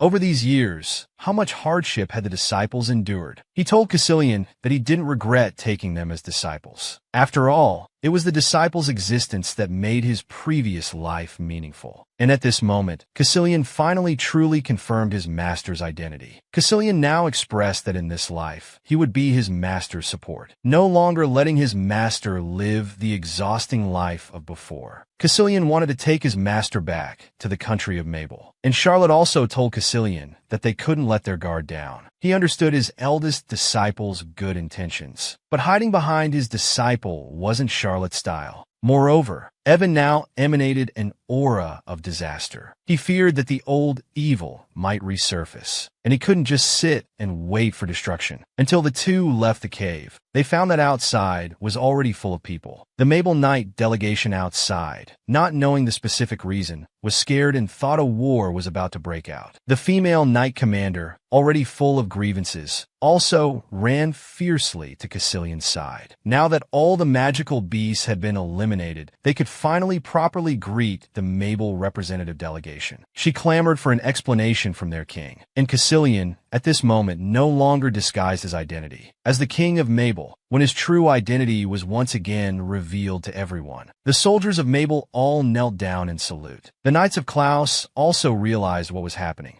Unexpectedly, all this was the doing of the king of Mabel. But under his master's supervision, Caecilian couldn't cause any more trouble. He offered a sincere apology to everyone. He didn't want the relationship between the two countries to worsen because of this. The scene changes. Under Caecilian's lead, everyone returned to the royal city of Mabel. The Klaus delegation couldn't understand the situation. After all, only Caecilian and a few close to him knew about finding the master. But as soon as Charlotte arrived at the royal city, Caecilian made arrangements. First, he had the maids prepare a set of the great magician's clothes that Charlotte used to wear. Charlotte certainly refused. But it must be said, Caecilian's tactics were one after another. The entire castle was covered with portraits of the master. Wherever Charlotte went, these portraits of his former self were everywhere. But Charlotte clearly remembered that the day before his death, he had secretly destroyed all these portraits. Now they were hung up again, and the guide ambassador was very angry. He was also a loyal fan of Charlotte, but during these years of Charlotte's disappearance, countless people had pretended to be Charlotte. As the person responsible for finding Charlotte, he had long been tired of these people. He didn't believe that the current Charlotte was the former great magician. Charlotte wasn't angry and smiled at him reassuringly. He thought to himself that the vigilance was good, and it seemed Caecilian had some capable assistants around him. Under his guidance, Charlotte arrived at Caecilian's room, and Caecilian, as the king of Mabel, had an important announcement to make. Caecilian brought Charlotte to the ceremonial hall. He wanted to announce important news to everyone. This girl, Elia Allison, in everyone's eyes. He now officially announced that the girl was his master, the great magician's sixth disciple. And Charlotte now gained a new identity, becoming the disciple's little six. She also had 5 disciples. Each disciple adored their master. Until the moment the girl died, the disciples began to disappear from the world, and their purpose was only to find their master. Until the resurrected girl was recognized by the eldest disciple. Charlotte was willing to appear in public as the 6th disciple, but the 5 disciples he took in were all strange people. The relationship between them wasn't peaceful, but their love for their master was unanimous. As Charlotte's most outstanding 5th disciple, Evan had become involved with the Demon King. He even stole the national treasure of Caecilian's country. During this time, Caecilian had also investigated Evan, but rumor said that after Evan stole the heart of Bulgan, he died in the Kabylon Mountains. But the supposedly dead Evan appeared again before Charlotte, and now he had become involved with the evil that once destroyed humanity. To reassure his master, Caecilian promised him that he would do his best to capture him, but Charlotte had his own thoughts. He understood that many things needed to be done by himself, and in the royal palace, he received important news. The news came from Charlotte's friend Geoffrey. He had someone secretly pass a communication ring to Charlotte, and Geoffrey on the other end of the ring told Charlotte. Charlotte's 2nd disciple, Julian, had been found, and in a certain part of the city, a blonde, blue-eyed woman was following a man. The woman called the man Master. The woman was Julian, Charlotte's 2nd disciple. Under the man's command, Julian followed him to steal something called a magic crystal. The leading man tried to get Julian to attack the shop owner. At this moment, a shiny golden bird caught Julian's attention. She felt the bird was somehow very familiar. Ignoring the man's calls, she followed the bird outside. The bird's final resting place was on the head of Charlotte, who had arrived there, just as Charlotte received news of Julian's whereabouts. He came here following Geoffrey's information. Julian approached Charlotte, but she didn't seem to recognize him. Her gaze was fixed on the golden bird. Charlotte panicked and quickly grabbed his 2nd disciple, shouting, "Julian!" Julian turned her head, but there was no emotion in her eyes. She told Charlotte that she wasn't Julian, and that he had mistaken her for someone else. Charlotte now realized the problem. His 2nd disciple really didn't seem to know him. Charlotte wanted to clarify everything. He hurried back to the palace where Caecilian smilingly asked, "Master, where did you go just now?" This clingy fellow, while negotiating with important people in the royal court, didn't forget to monitor his master's situation. Fearing that his master might escape again, every 10 minutes, he had the ambassador check if Charlotte was in his room. Just because Charlotte went to look for Julian, he worried about his master's whereabouts. Charlotte glared at him irritably. "Do I need to report everything to you?" Afraid that even another fart would earn him a beating, Charlotte wanted to learn about Julian from Caecilian. Hearing this, Caecilian was about to run away. Charlotte softly uttered 2 words, "Sit down."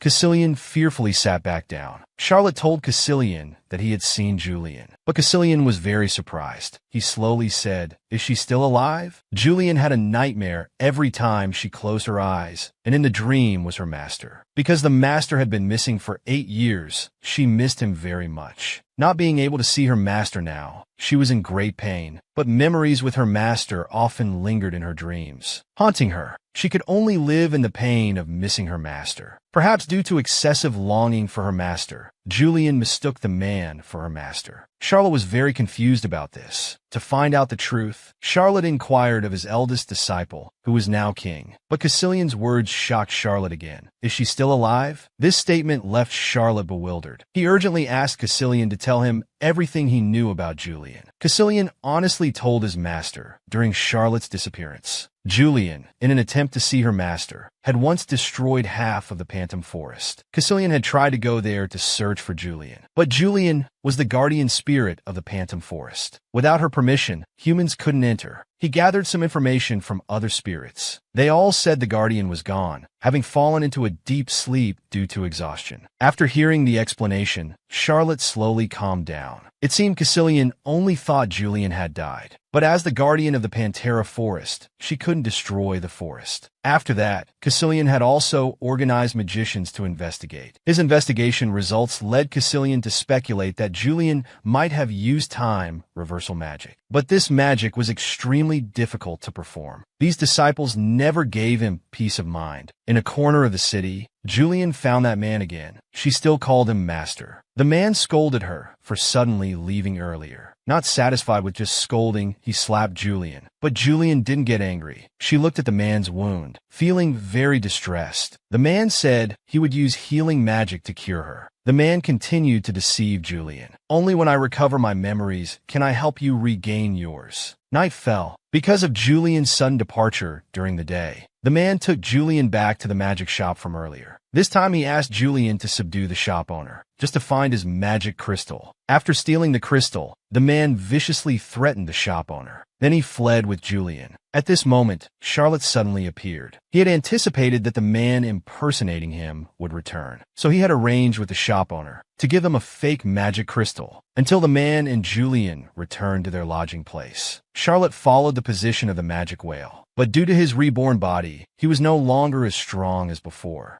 In his weakened state, he could sense this was no longer Mabel's territory. The long-distance teleportation had also greatly depleted Charlotte's magical power. Charlotte noticed the man resting nearby. Since Julian called him Master, Charlotte curiously approached, wondering how the man resembled him at all. The man suddenly opened his eyes, startling Charlotte. Before he could react, Charlotte instinctively punched him. The man fainted again. But at this moment, Julian suddenly appeared behind Charlotte. She remembered Charlotte as the girl she met earlier that day. But Julian looked at the unconscious man, worried about her master. She then inquired about Charlotte's true identity. Before Charlotte could answer, Julian had already cast her magic. Charlotte slowly undid Julian's spell. He approached her and gently told Julian again. Julian looked carefully. I am your master. To find her deceased master. The disciple Julian had destroyed half of the magic forest she guarded, just to see him one more time. Encountering someone similar to her master, she'd rather believe he was alive than think the imposter was fake. Until her master, who had been in hiding, appeared again, grabbing the out-of-control Julian. I am your master. But during her search for him, Julian's mind had already become confused. She immediately locked Charlotte in a magic prison. The new master directly stated he didn't know her. Charlotte had no choice but to indulge his lovely disciple, deciding to help her regain her memories step by step. Julian, come back. I am your real master. She couldn't hear. Only Charlotte's powerless cries echoed in the cold magic prison. Alone, Charlotte had to reflect. It seemed that during the years he was gone, his disciples had all suffered to varying degrees. At least they were all alive. During his time in the cell, Julian would secretly come to see him. Here's a blanket. Don't catch a cold. I don't want to treat you. After handing things over, she would scurry away. Charlotte wanted so much to have a good talk with her. He hoped to awaken Julian's dormant memories through their past experiences. But soon Julian came again, this time with hot food. Eat quickly. Don't ask me for food later. Charlotte eagerly put on his eye patch at this moment. He hoped to awaken Julian through his former appearance. Julian, look at me. I'm different now.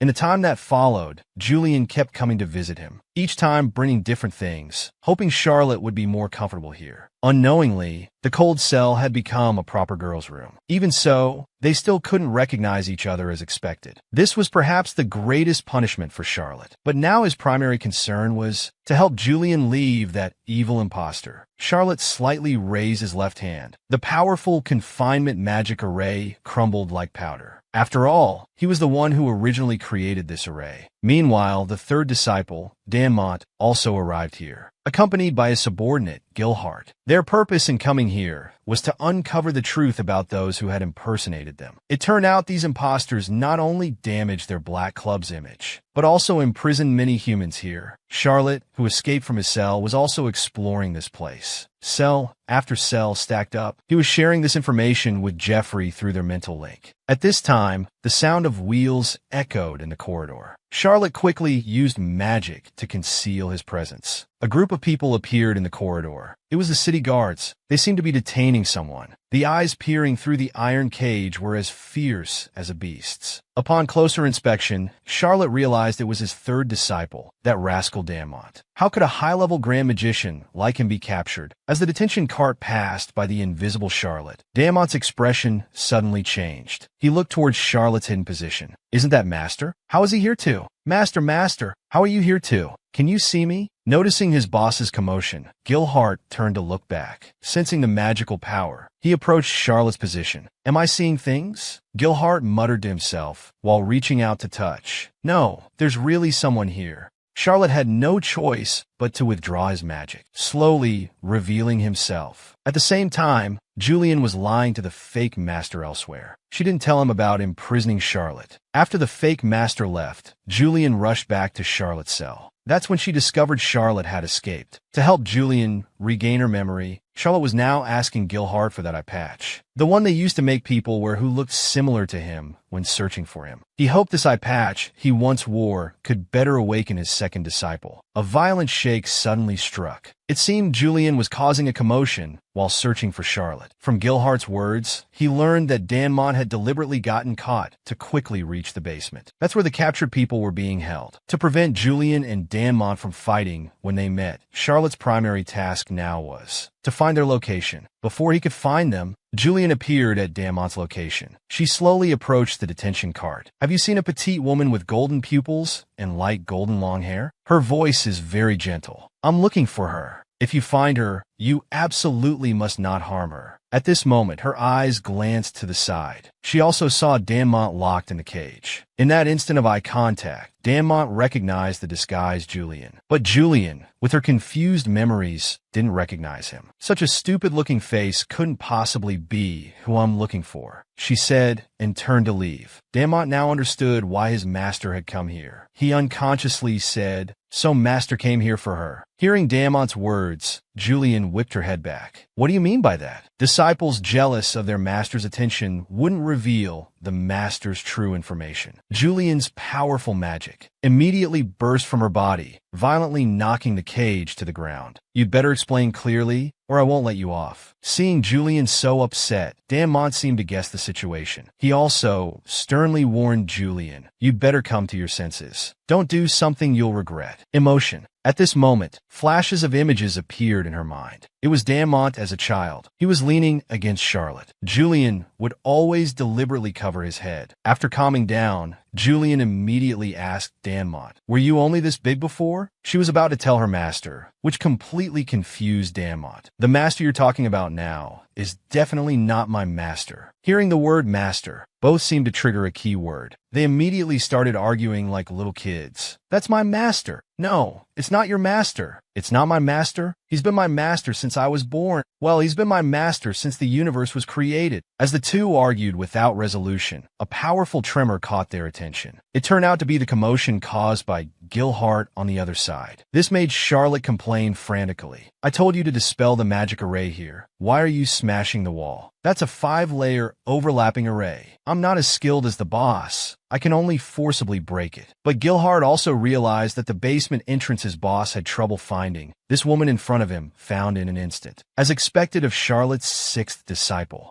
Gilhart felt like he was meeting an idol. But at this moment, the air rippled with magic. It was Julian who had found her way here based on the earlier commotion. Knowing he couldn't win, Gilhart immediately played dead on the spot. Charlotte, to avoid conflict, subsequently entered the cell where the captured people were held. Julian was startled by Charlotte's movement. She slowly approached him and asked, "Someone who looks so weak, yet easily broke through the magic array I set. Who exactly are you?" Charlotte knew this was the moment to explain things clearly to her. "Julian, do you really think that evil person is your master?" The young girl had 5 genius disciples. Each disciple hoped to find their deceased master. But no matter how they searched, they ultimately couldn't find any trace of their master. Until the master reappeared years later, only to discover that the disciples had undergone earth-shattering changes. The second disciple, unable to find the vanished master, eventually broke down, leading to mental instability. He lost his former memories. Even when seeing his master again, he couldn't fully recognize him. When Julian lost his memories, only one thought remained in his mind. He must find that person, someone incredibly important to him, his master. Just as his belief was crumbling, a man impersonating his master appeared before him. Only because he had similar physical features to Charlotte, Julian mistook the man for his master. Until Charlotte truly appeared, he couldn't wake up from this delusion. Do you really think that evil person is your master? Julian, deceiving himself, said, Master must have his reasons. Time will prove everything. My master couldn't possibly deceive me. Charlotte fell silent. After all, it was because of his disappearance that his disciple had become like this. It seemed his previous belief that the disciples would become better even without him was wrong. At this moment, rumbling footsteps approached from outside.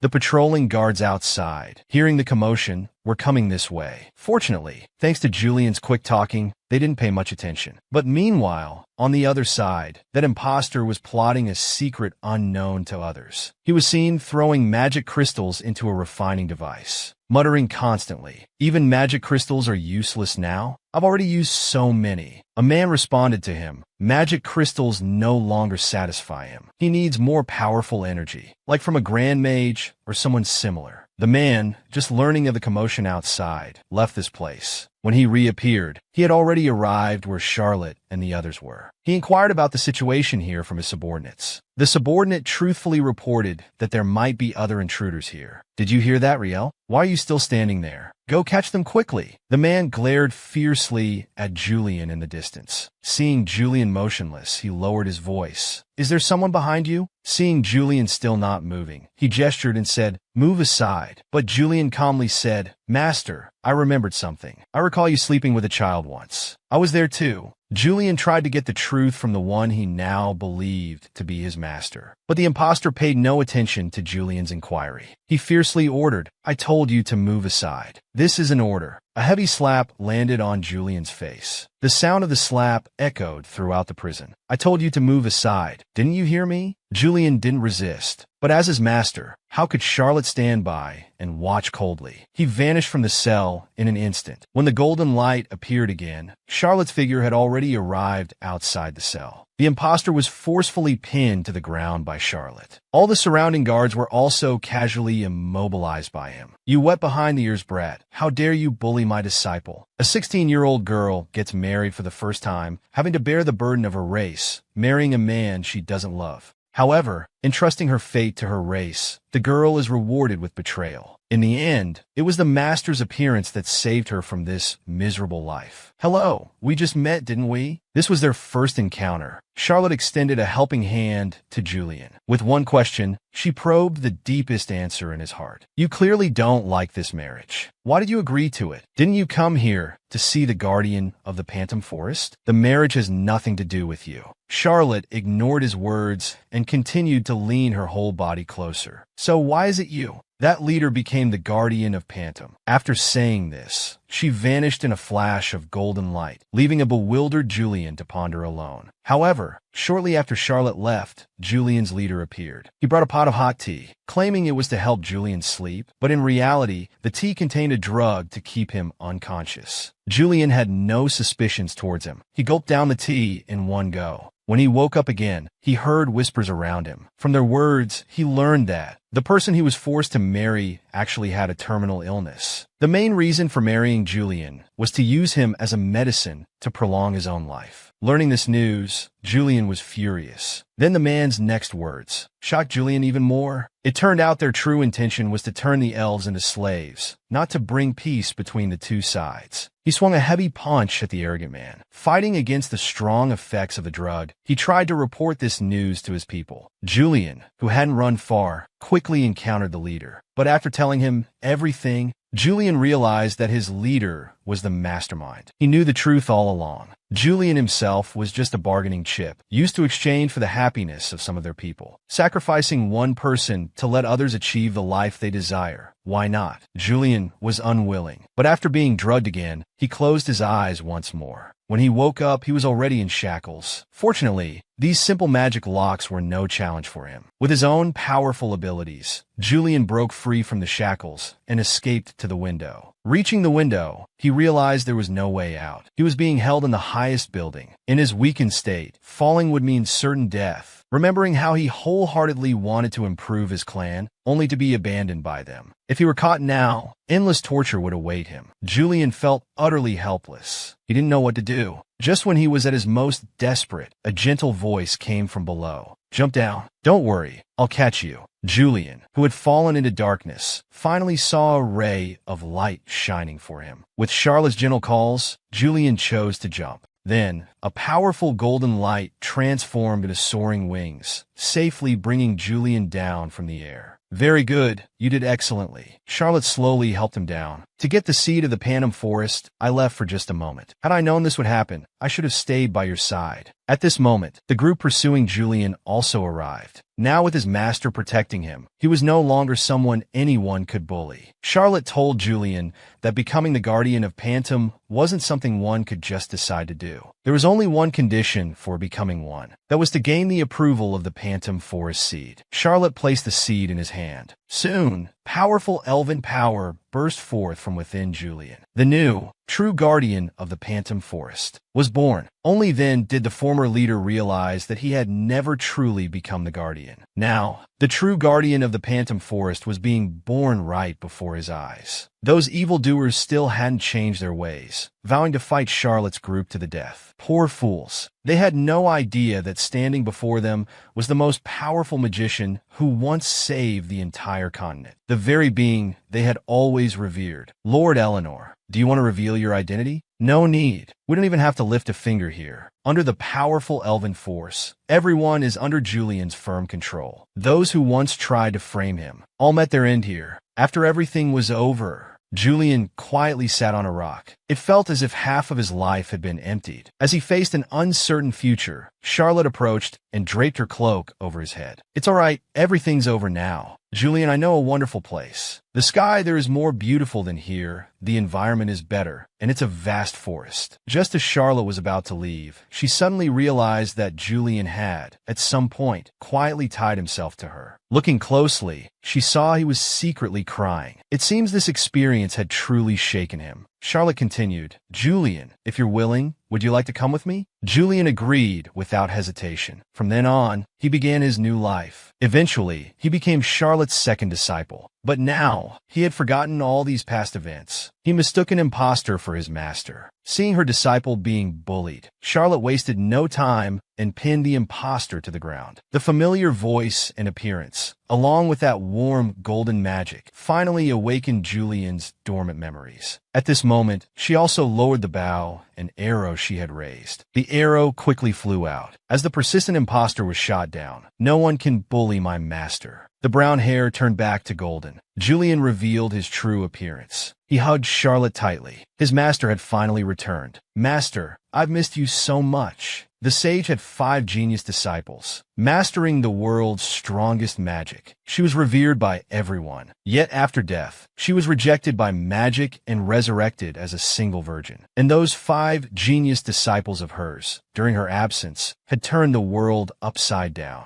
The main reason for this was to find her. Until a dozen years later, Charlotte reappeared. She had no choice but to clean up the mess they had made. Learning of evil's presence here, Charlotte came to investigate. She successfully awakened her elven disciple, Julian. After their commotion, everyone in the mansion was alerted. Gilhart, of the Black Peak faction, had to come back from playing dead. What he needed to do now was to protect the young lady his boss valued, and not let Charlotte be disturbed by small fry. He yanked up the imposter shot down by Julian. "They don't even recognize you as a servant. Why are you still so stubborn?" At this moment, a cry for help came from afar. A small fry rushed over, shouting. Gilhart and Charlotte instinctively turned their heads. A huge monster leaped out in front of them, with a foolish Danmont in its mouth. Danmont also turned his face, just in time to see Charlotte embracing the teary-eyed Julian. Unexpectedly, he immediately opened a spatial transfer. He immediately disappeared from the monster's mouth. The next second, he appeared beside Charlotte. His eyes stared blankly at his master. The jealous big wolf dog decided not to fight, but to join in the the reunion with the Master. Before they could properly catch up, the big monster came to interfere. Master, please wait. There's a dirty thing with poor judgment here. Let us deal with it before we continue our chat. Damont's next words reminded Charlotte of something. He said the monster before them was transformed from a human, and it was an old acquaintance. Since it was an old acquaintance, Julian also wanted to greet it properly. Powerful elven force was released, and magical vines filled the sky, binding the monster. The battle between them grew more intense. The monster before them was no longer the small fry Cubami.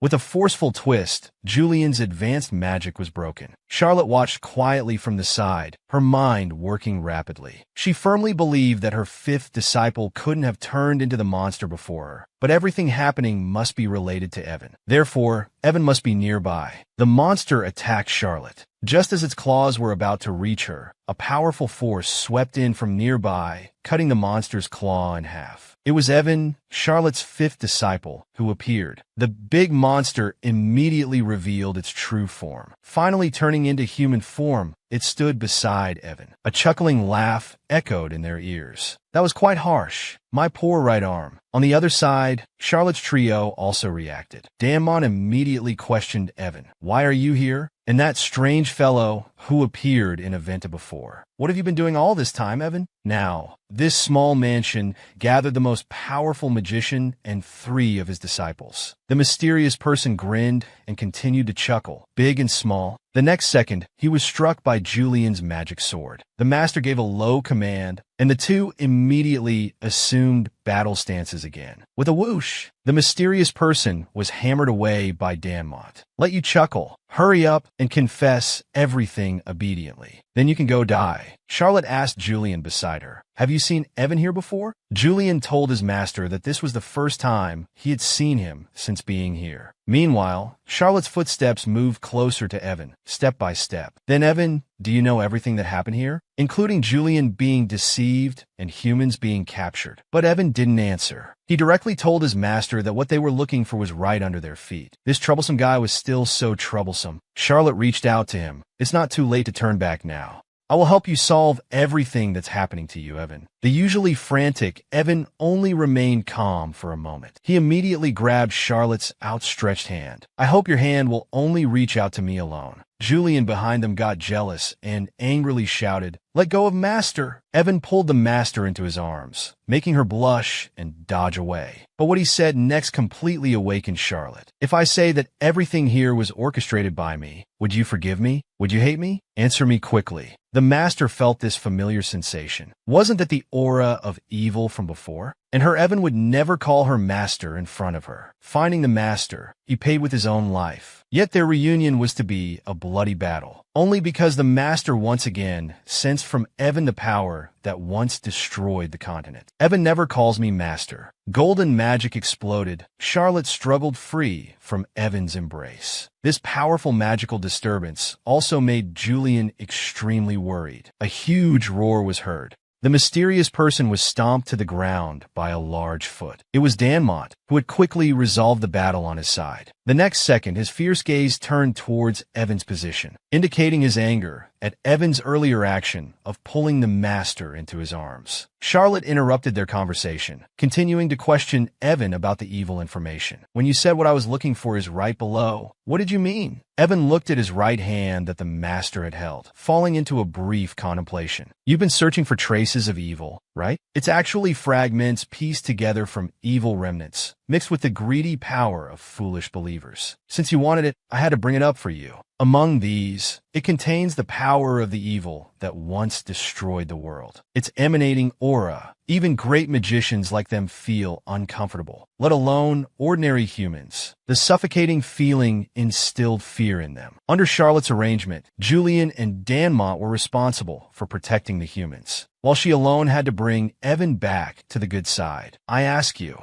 what do you want with that? Evan, having successfully caught the master's attention, smiled wickedly. This? Why don't you guess? However, the next second, his raised smile instantly vanished, his eyes revealing endless worry. At the same time, Julian and Damont also suddenly staggered. It turned out that Charlotte, having released too much magic earlier, her body couldn't withstand such consumption. Charlotte, struck by the backlash, fainted the next second. Meanwhile, on the other side, Jeffrey, who was searching for Charlotte, also suddenly jolted. He, who had secretly bound a contract magic with Charlotte, also suffered equal damage. Clearly, he knew Charlotte's current condition was not good. He immediately burst into Charlotte's eldest disciple, Cassilian's office. Please activate the magic teleportation array immediately. We can't wait any longer. Charlotte slowly regained consciousness at this time. She was taken outside. From Gilbert's words, she learned that at the moment she fainted, Evan rushed towards her like a madman, but was stopped by Damont and Julian. Now they were fighting fiercely. Soon they fought from inside to outside. Evan, blasted into the air, also noticed the awakened master. His eyes, previously blood red, returned to normal. Gilbert hurriedly called for Charlotte to escape. Run, miss. But Charlotte, with her grand concern for the world, couldn't let that fragment emitting evil aura exist in the world. Otherwise, it would surely harm the continent. The current Evan certainly wouldn't put it away voluntarily. The only solution she could think of was to seal it. But now her magic power couldn't release such powerful magic. This was the first time she felt so powerless. At this moment, a magic array's portal opened behind her. It was from Jeffrey. He reproached Charlotte for her reckless actions. You're clearly not alone. Why do you always think of bearing everything by yourself? Everyone here can become your magic. Your sword, strong righteousness transformed into a sword aura, sweeping out from Jeffrey's body. Those small monsters that had just crawled out were directly eliminated. You can call on me anytime. I don't mind being a bit rough. This sudden cheesy dialogue made the subordinates nearby both moved and cringed. The usually cold Grand Duke towards women also had such a flirtatious side. Meanwhile, on the other side of the battle, they also noticed the commotion on Charlotte's side. Looks like reinforcements I don't like have arrived. Jeffrey turned to question Evan. I don't know what you're planning, but I know this. Even if you've come back from the dead, you can never defeat your master. As the world's strongest grand magician, she single-handedly protected the entire continent. Yet she disappeared from people's sight until the power of evil resurfaced. This girl, revered by everyone on the continent, has once again returned to everyone's view. The evil fragment activated by Evan was emitting its terrifying power in the air. Jeffrey, who came as reinforcement, also joined Charlotte's team. Charlotte wiped the blood from the corner of her mouth, deciding to personally seal this fragment containing evil power. As for her disobedient fifth disciple, she left him for Jeffrey to deal with. Damont, beaten by Evan, was furious. You bastard, are you getting serious? As long as Evan was near this evil fragment, his power could become stronger. Help me restrain Evan. Keep him away from that power. I will seal that power. But Charlotte's current magic power couldn't sustain such powerful magic. Therefore, she needed help from others. Charlotte approached Belmont, asking for the magic mirror to replenish her magic power. Damont was still fighting with relish. The master called him once,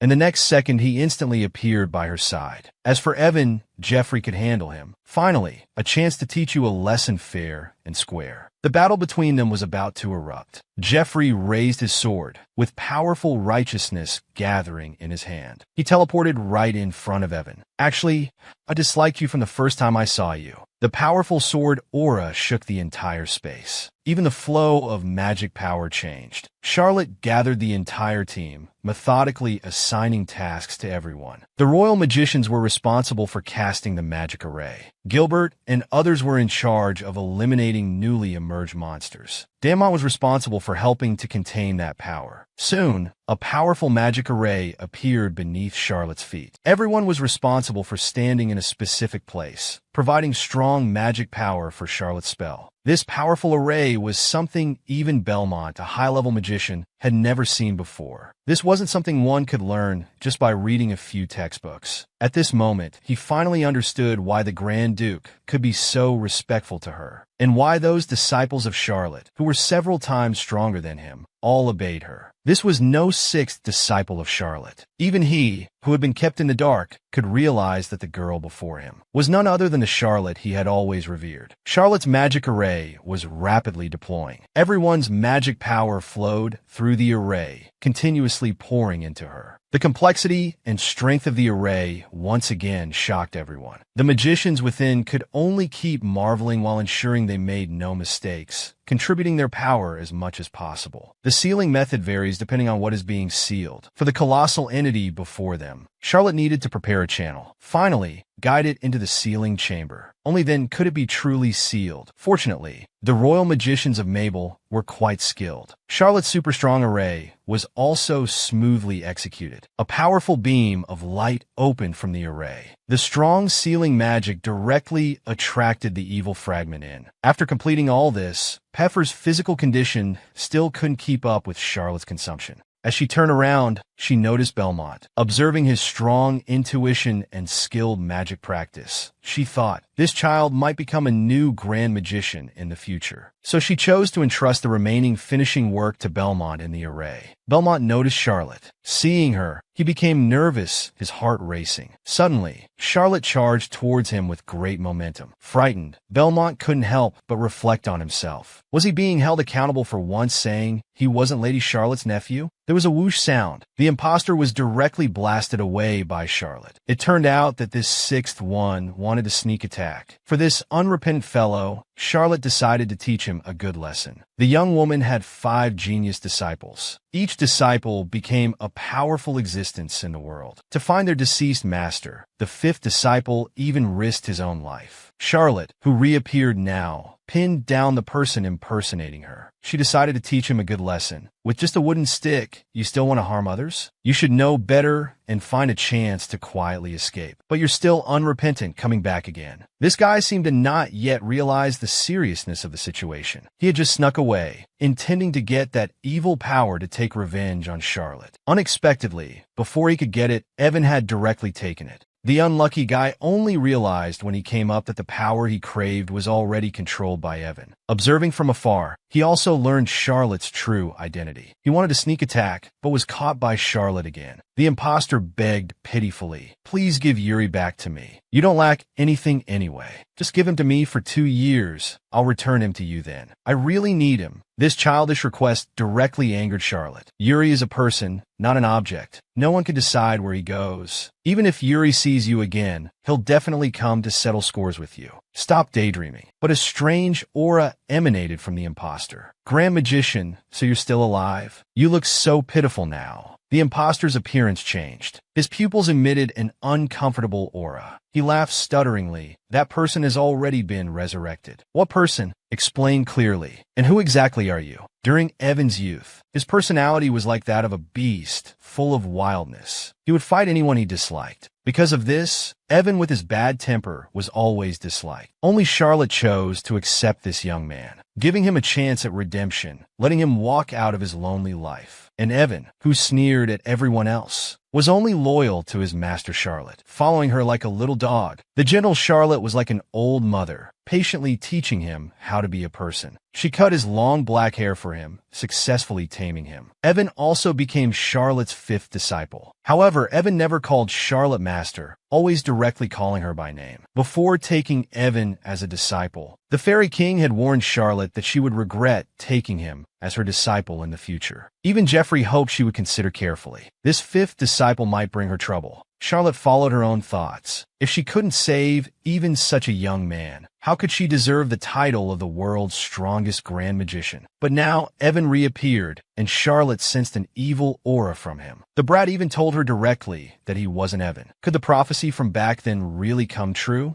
But in reality, whenever Charlotte was in danger, Evan would always check on the situation regardless of everything else. And those who harmed Charlotte, he would absolutely not let them off. Charlotte thus concluded that the current Evan must be him. It couldn't be, as the rumors suggested. But now this mysterious person who suddenly appeared, every word he said made Charlotte's suspicions seem more real. Meanwhile, on the other side, Evan and Jeffrey were fighting fiercely. After all, it was the Empire's strongest knight. Evan, under Jeffrey's pressure, was also being beaten and could hardly fight back. "Are you all right?" Purple-black power emanated from Evan's feet. The magic power directly transformed into a dragon shape, rushing towards Jeffrey's direction. "Unscathed, I see. Looks like I need to take this seriously. As long as I don't injure you too severely, you won't be angry, right?" Jeffrey swung his sword. Strong, righteous energy entwined his weapon. He swung forward, and all the righteous energy transformed into sword energy, directly splitting Evan's magic power in half. Evan took this chance to rush over, continuing to attack Jeffrey. Jeffrey quickly reacted, swinging his sword again to split Evan's magic power. He leaped towards Evan again, continuing to counterattack. But Evan wasn't weak either. He used spatial teleportation to dodge Jeffrey's attack. But when he teleported behind Jeffrey again, unexpectedly, Jeffrey directly threw away his sword, firmly caught him, and finally gave him a heavy punch. After a series of fights, the two gradually determined the winner. Jeffrey pointed his sword at Evan, persuading, "You've lost. Surrender quickly. If we continue fighting, you'll only get more injured, and more innocent people will be harmed." Evan still didn't give up. Strong power continued to emanate from him. "I'm telling you, old man, why are you so annoying? Why won't you die?" However, the next second, a scar inexplicably appeared on Jeffrey's face. This directly stunned Evan. He hadn't done anything. Only Jeffrey knew that this was Charlotte's injury synchronized to him. On Charlotte's side, magical beasts appeared frantically again. Charlotte kept questioning the mysterious person. "Who exactly is this master you're talking about?" Seeing the man unable to speak for a long time, Charlotte realized, "Oh, I'm pressing you so you can't speak." She loosened her grip a bit. "Now, can you speak?" The released imposter gasped and coughed violently. "This body is really useless." He continued to mock Charlotte. "Grand Magician, you should know better than me. That master, you killed him with your own hands and then took him in. Charlotte, you've long lost your former heroism. A new world will open soon. That master will become the ruler of the entire world.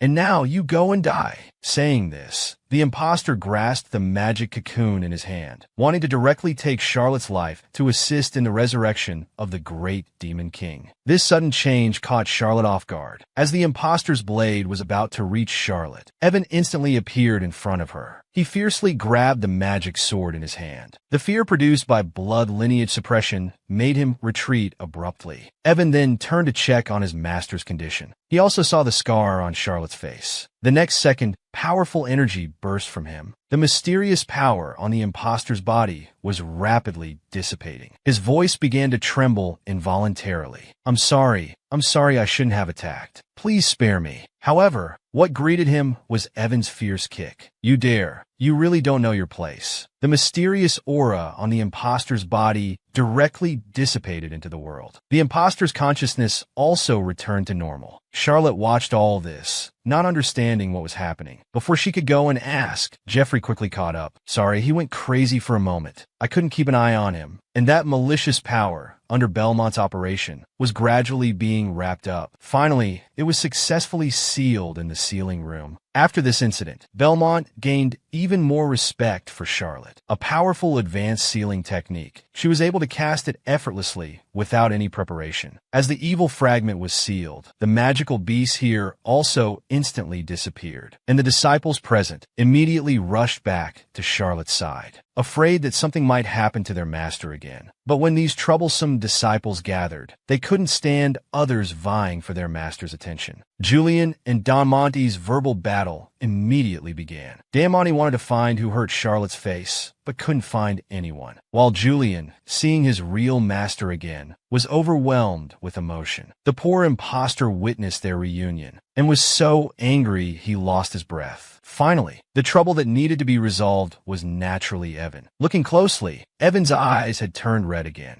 Remembering what Evan said when his eyes were red, Charlotte was furious. She said she needed to confirm Evan's current identity. Evan turned around, his cold demeanor looking incredibly cool. But the next second, his eyes widened involuntarily. Charlotte directly flew a kick at him without a word. Evan, who was just imposing and powerful, now looked like an obedient youngster accepting punishment. Everyone was stunned by Charlotte's unexpected move. Charlotte grabbed Evan, who had been kicked down. "If you really are Evan, why did you protect me before? Why aren't you dodging when I hit you now? Evan, I must figure out what exactly happened to you. Now I'm giving you one last chance. I'm asking you, will you obediently hold my hand and come back? Or do you want everyone here to beat you back?" The corners of Evan's mouth involuntarily lifted. "I want to go back with you. If one day Master says she wants to destroy the world and harm innocent people, what would you do? If that day really comes, it must be because the world did something that deserves to be destroyed." After returning to the Mabel country, Evan was put under control, and after leaving his master, he became silent. Dan, Monty, and Julian, as always, argued over their jealousy for their master. Only Jeffrey remembered that their master came back to fall in love. Now she had to worry about these disciples again, and didn't even have time to pursue love. After Charlotte woke up from a nap, the first thing she did was call for Jeffrey. This infuriated the jealous disciples. Although full of jealousy, Julian was still in denial. Based on his experience, Master usually deals with the person who made the most serious mistake first. But that wasn't the case. Jeffrey got closer and closer. Charlotte pushed him to the side. Slowly, Jeffrey was pushed onto the bed. Charlotte stared at Jeffrey's chest, actually asking him to take off his clothes. Hearing Charlotte's order to undress, Jeffrey was completely confused. Even though he guessed Charlotte's intention,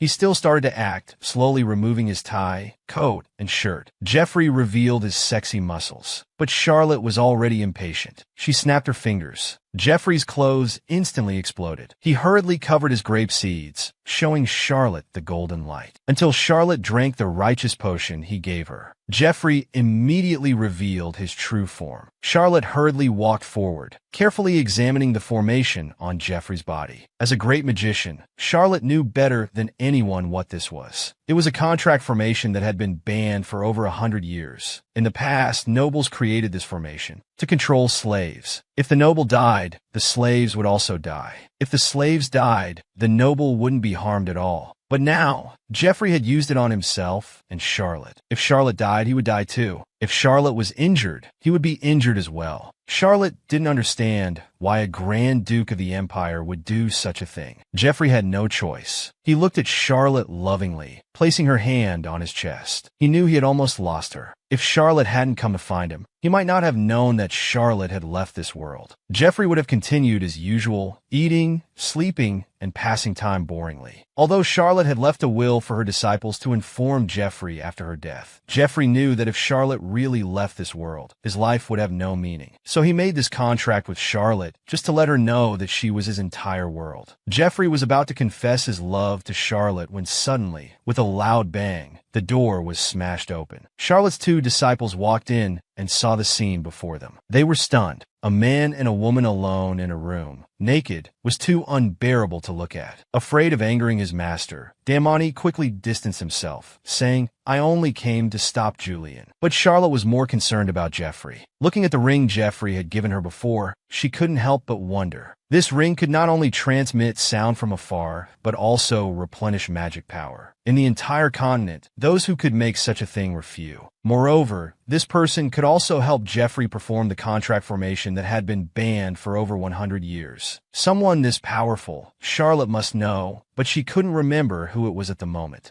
As the most outstanding young magician in Mabel, Belmont had fully confirmed Charlotte's identity in Caecilian. Afterwards, he constantly appeared by Charlotte's side. His purpose was to make Charlotte forget that he had first questioned her identity, and another purpose was to be Caecilian's walking monitor, responsible for supervising Charlotte's whereabouts. But just then, a sunflower-like fairy appeared before Charlotte. At the same time, he was also turned into a cute cat. Although Charlotte was fierce, she quickly calmed down. She immediately chased after the sunflower. The sunflower trembled as it looked at Charlotte. Suddenly, it transformed into human form. It turned out to be the Fairy King, and his only heir, who was also Charlotte's fourth disciple, Eldo. Charlotte had not yet received any news or whereabouts of this last disciple, but she knew the Fairy King must know. He just wouldn't tell Charlotte. Now that he appeared before Charlotte, there must be something important that he had to pay attention to. He reminded Charlotte again, "I told you that taking him as your disciple would make you regret it." The Fairy King was referring to Evan. Now he also sensed Charlotte's change. Before, Charlotte neglected her health for work. Now that her life was tied to Jeffrey's, Charlotte would certainly take care of herself from now on. He gave Charlotte a blessing, allowing her to use it once and only once, to regain her former powerful strength. Then he disappeared. Charlotte, worried about Evan's situation, decided to sneak in using her cat form. After all, Caecilian wasn't allowing her to see Evan now. Learning from Jeffrey about the reason for the master's disappearance, the disciples held a big meeting and reached a consensus. They were all now important figures in their own right. They should let their master live a comfortable life, and they would just be the master's silent support, not letting her worry anymore. Julian remembered what the master had told him. When he was criticized for following the wrong master to do bad things, Charlotte had told him, if in the future he really became someone like an imposter, he should step up to stop him in time, rather than joining in doing bad things. Julian shared this teaching with Damani. If one day the master says she wants to destroy the world and harm innocent people, what would you do? Damani's answer was very simple. If that day really comes, it must be that the world has done something that deserves to be destroyed. The first step of the plan to save Evan was to turn into a little cat, to let the master enjoy life worry-free. The eldest disciple decided not to let her see the fifth disciple, Evan. It turned out everyone knew that the evil Charlotte once sacrificed herself to defeat was now Evan, to prevent evil from resurging. Caecilian, as the king, had to strictly control the now unstable Evan. When evil was reborn, Charlotte already knew everything, but she didn't choose to destroy it. She chose to redeem it. And Evan, who became Charlotte's fifth disciple, now seemed to have been successfully transformed. But now he was locked up alone, and Charlotte was very worried about Evan's state. The memory erasing potion used on Evan had obviously lost its effect. Evan gradually recalled memories of his past life. It turned out he was the evil that people feared. Learning that Charlotte wanted to secretly meet Evan, Jeffrey didn't stop her. He always stood by Charlotte's side regarding her thoughts. He even decided to buy Charlotte more time. With the harmless appearance of a little cat, Charlotte successfully snuck into the prison holding Evan. The multiple layers of magic formations here clearly showed how much Caecilian valued this. But Charlotte quickly found him. Evan, alone here, was very lonely. Only when Charlotte's voice appeared did he perk up again. "You're so willful. Why is your reaction different every time you see me? Why do your pupils change color from time to time? I can't figure you out at all." Evan, originally lifeless, frantically responded the moment he heard his master's voice. "I thought you wouldn't come. I've been waiting for you. You said we'd come back together, but you left me alone in a place like this." Charlotte didn't answer, just continued to gently ask him to confess everything he had done over these years. Evan didn't argue, and calmly spoke about the dreams he'd been having these days. He would recall past events. He already knew his identity. Because Charlotte hadn't appeared for so long, he began to blame himself. "You knew from the beginning, didn't you? That's why you didn't take me seriously. You must have hated me for a very long time. After all, keeping someone like me around must be terrifying." But in reality, Charlotte cherished all her disciples dearly. No matter what their past lives were like, they were now all her beloved disciples. And now, Charlotte, unwilling to come out, simply didn't want her disciple to see her in this state. Seeing that Charlotte still hadn't come out, Evan began to release his powerful force, trying to break out to find his master. "Charlotte, are you going to abandon me and leave again this time?" Seeing that verbal persuasion was ineffective, Charlotte had no choice but to flash out. "I call you assistant. Can you hear me?" The moment he saw his master, even Evan, who was just sulking, couldn't help but be stunned. The two just silently looked at each other. Charlotte hurriedly broke this damn awkwardness. "Quickly answer my previous question. What exactly were you trying to do with all these things you've done over the years?" Hearing this, Evan immediately obediently squatted down and casually responded, "Okay." Seeing the injuries caused by Evan's recklessness, Charlotte softened and scolded the boy. "You fool. Let me see your hand quickly." The stubborn Evan immediately said it was nothing, but Charlotte knew these were injuries caused by magic backflow. If not treated promptly, the wounds would only get worse. Evan continued to sulk. "Anyway, You don't like me. You don't need to care about me. At a loss, Charlotte had to move closer to look at Evan. She hurriedly reached out her hand. The little cat appearance given by the Spirit King would return to human form under powerful magic. Evan just wanted to have his master all to himself. He understood that there were so many people around his master.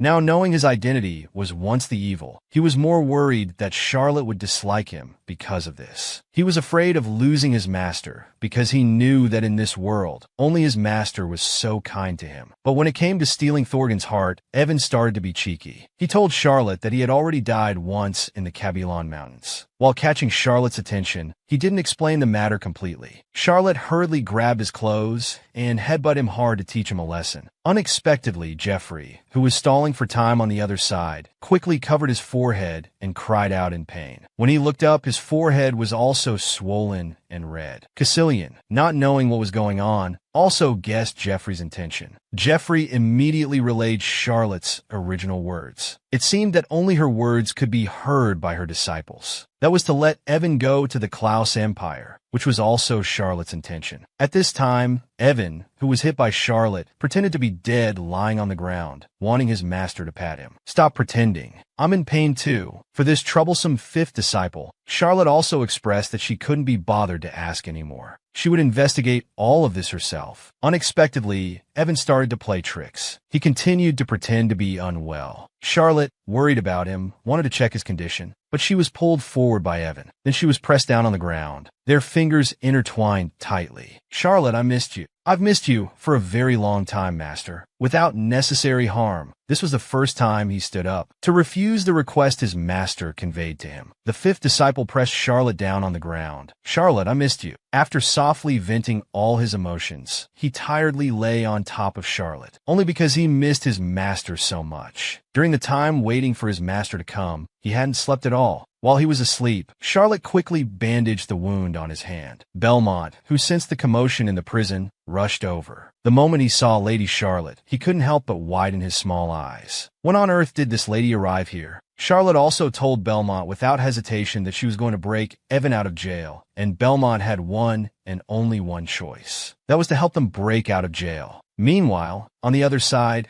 Caecilian also refused Jeffrey's request. Even if it's master's intention, I can't possibly transfer Evan to another place. But Jeffrey wasn't worried at all, because he understood that Charlotte would have her own way. Caecilian, however, was very confident about this. He was the current emperor of Mabel. Even though it was a country created by the master, he believed that the current magicians were certainly loyal to him. Therefore, without Caecilian's consent, Mabel's magicians would definitely not hand over Evan. But he could never have imagined that his most capable assistant was now acting as Charlotte's lackey. Although he was coerced, at first he firmly refused, but under Charlotte's blatant threats, after taking several slaps without fainting, he didn't dare to offend Charlotte. He had no choice but to reluctantly follow Charlotte's arrangements. Meanwhile, a sudden outbreak occurred in the Mabel Nation. A massive magical beast suddenly appeared in the imperial city of Mabel. Magicians in the city rushed to support and assess the situation. This magical beast was no ordinary one. It was an ancient high-level beast from hundreds of years ago. At this moment, it suddenly rose into the air, gathering powerful fire energy in its mouth. Just as it was about to spit it out, a huge rock flew over and smashed into its mouth. Don't you know your own strength? How dare you cause trouble in the imperial city? Belmont made a domineering entrance. The Mabel Nation of today is no longer what it used to be. It's worth noting that the disciple's strength has now reached Charlotte's level from back then. The mysterious person on the magical beast started to play dumb. So the world has changed. You must all be disciples of the great magician. It seems I've been asleep for a long time. Before he could finish, an arrow shot towards him. The mysterious person caught it. I didn't expect there to be so many powerful people after 100 years. Whoosh, whoosh, whoosh. More swords came flying. It was Julian continuously attacking him. You vicious elf, stop shooting arrows. Let me finish speaking first. Who wants to hear your nonsense? Belmont also started attacking.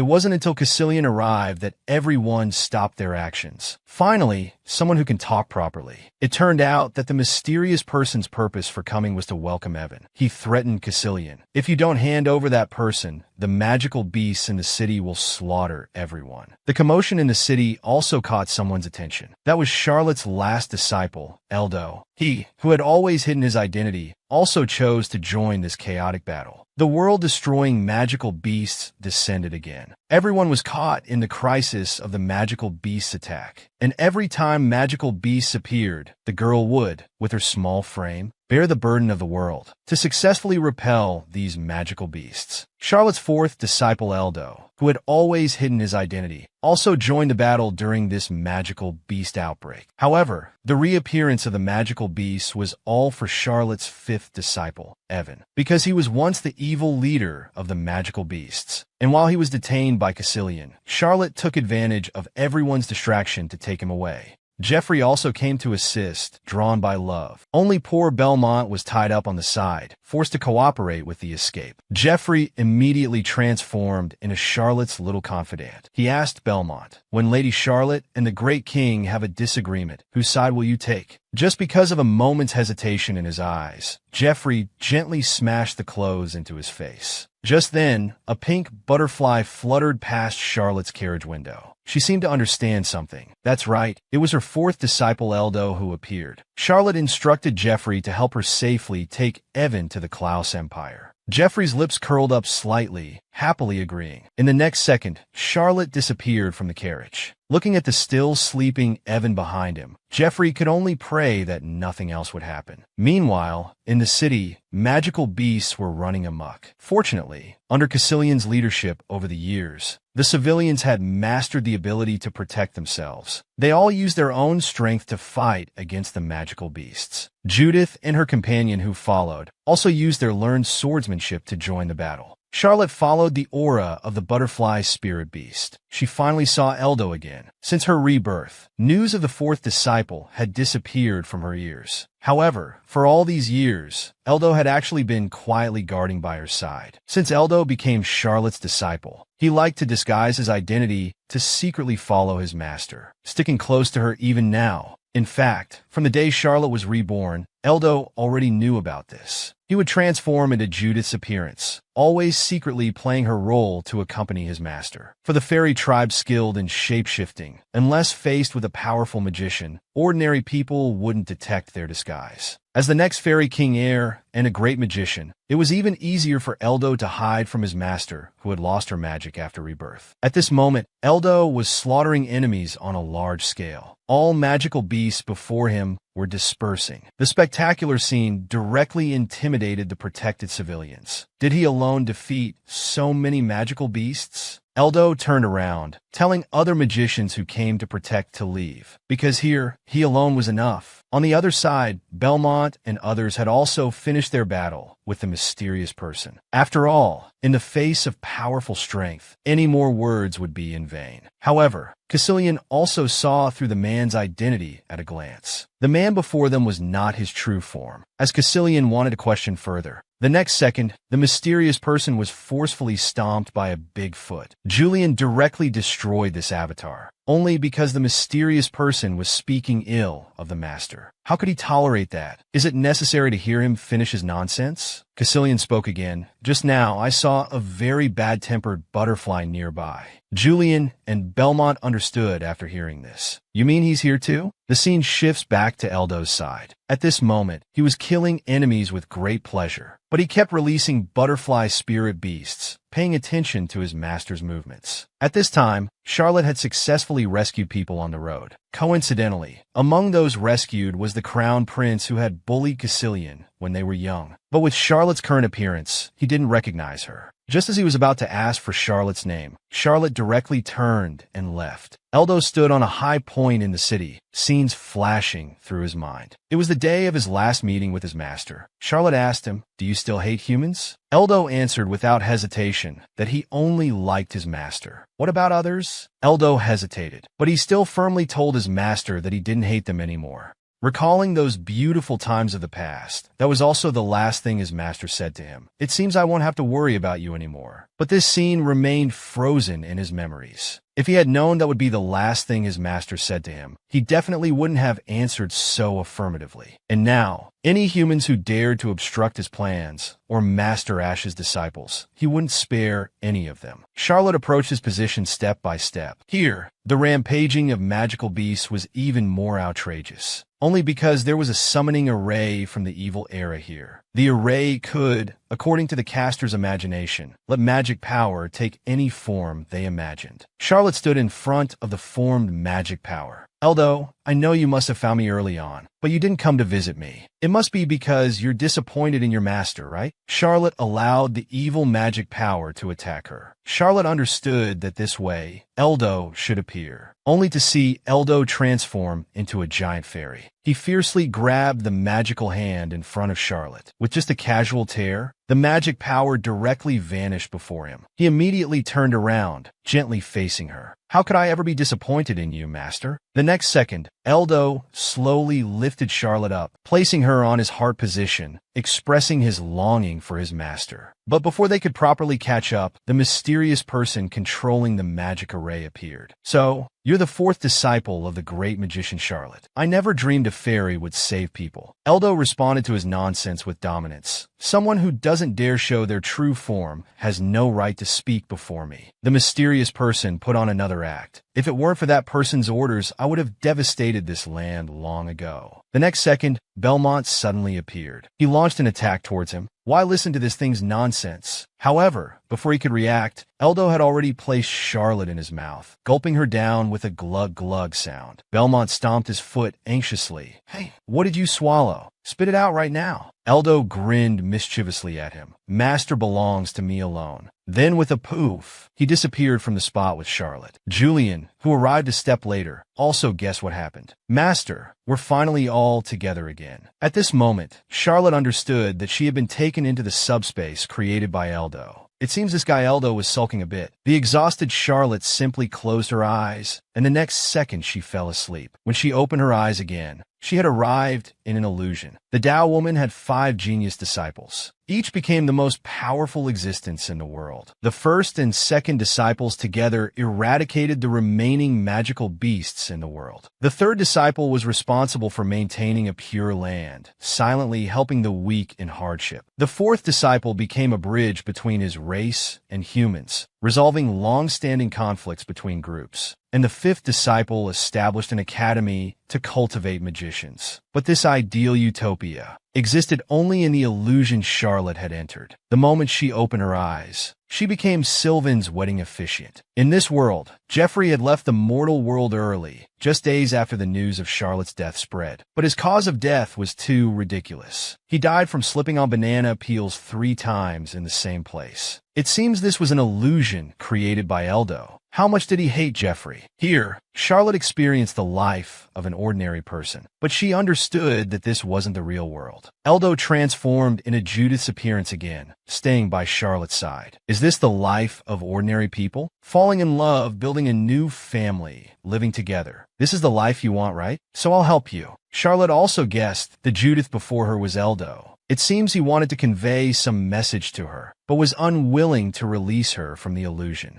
Charlotte had to rely on her own will to try to leave. In the past, this place certainly couldn't have trapped her. At this time, the illusion began to change. The former evil appeared, grabbing Charlotte's neck and raving, I understand you. You miss it, don't you? That once powerful strength. Everyone submitting at your feet, fearing and praising you. Charlotte hurriedly broke free from Earl. The next second, he tied her up again. You must be thinking of getting all that back, right? Of course, this includes me. Charlotte's strong will erupted. Stop talking nonsense. The illusion was instantly shattered. He suddenly opened his eyes. At this moment, a group of people were surrounding him. Miss, are you all right? Judith and her brother appeared before her, followed closely by Belmont. The next second, Julian also appeared. Behind him was the captured Eldo. He smiled slightly at his master. Master, I've brought the person to you. Charlotte looked over. Eldo was sniffling pitifully. At this time, Mabel had also temporarily calmed down. Alan, who had woken up, wanted to escape, but after hearing Jeffrey's persuasion, he quietly sat down nearby,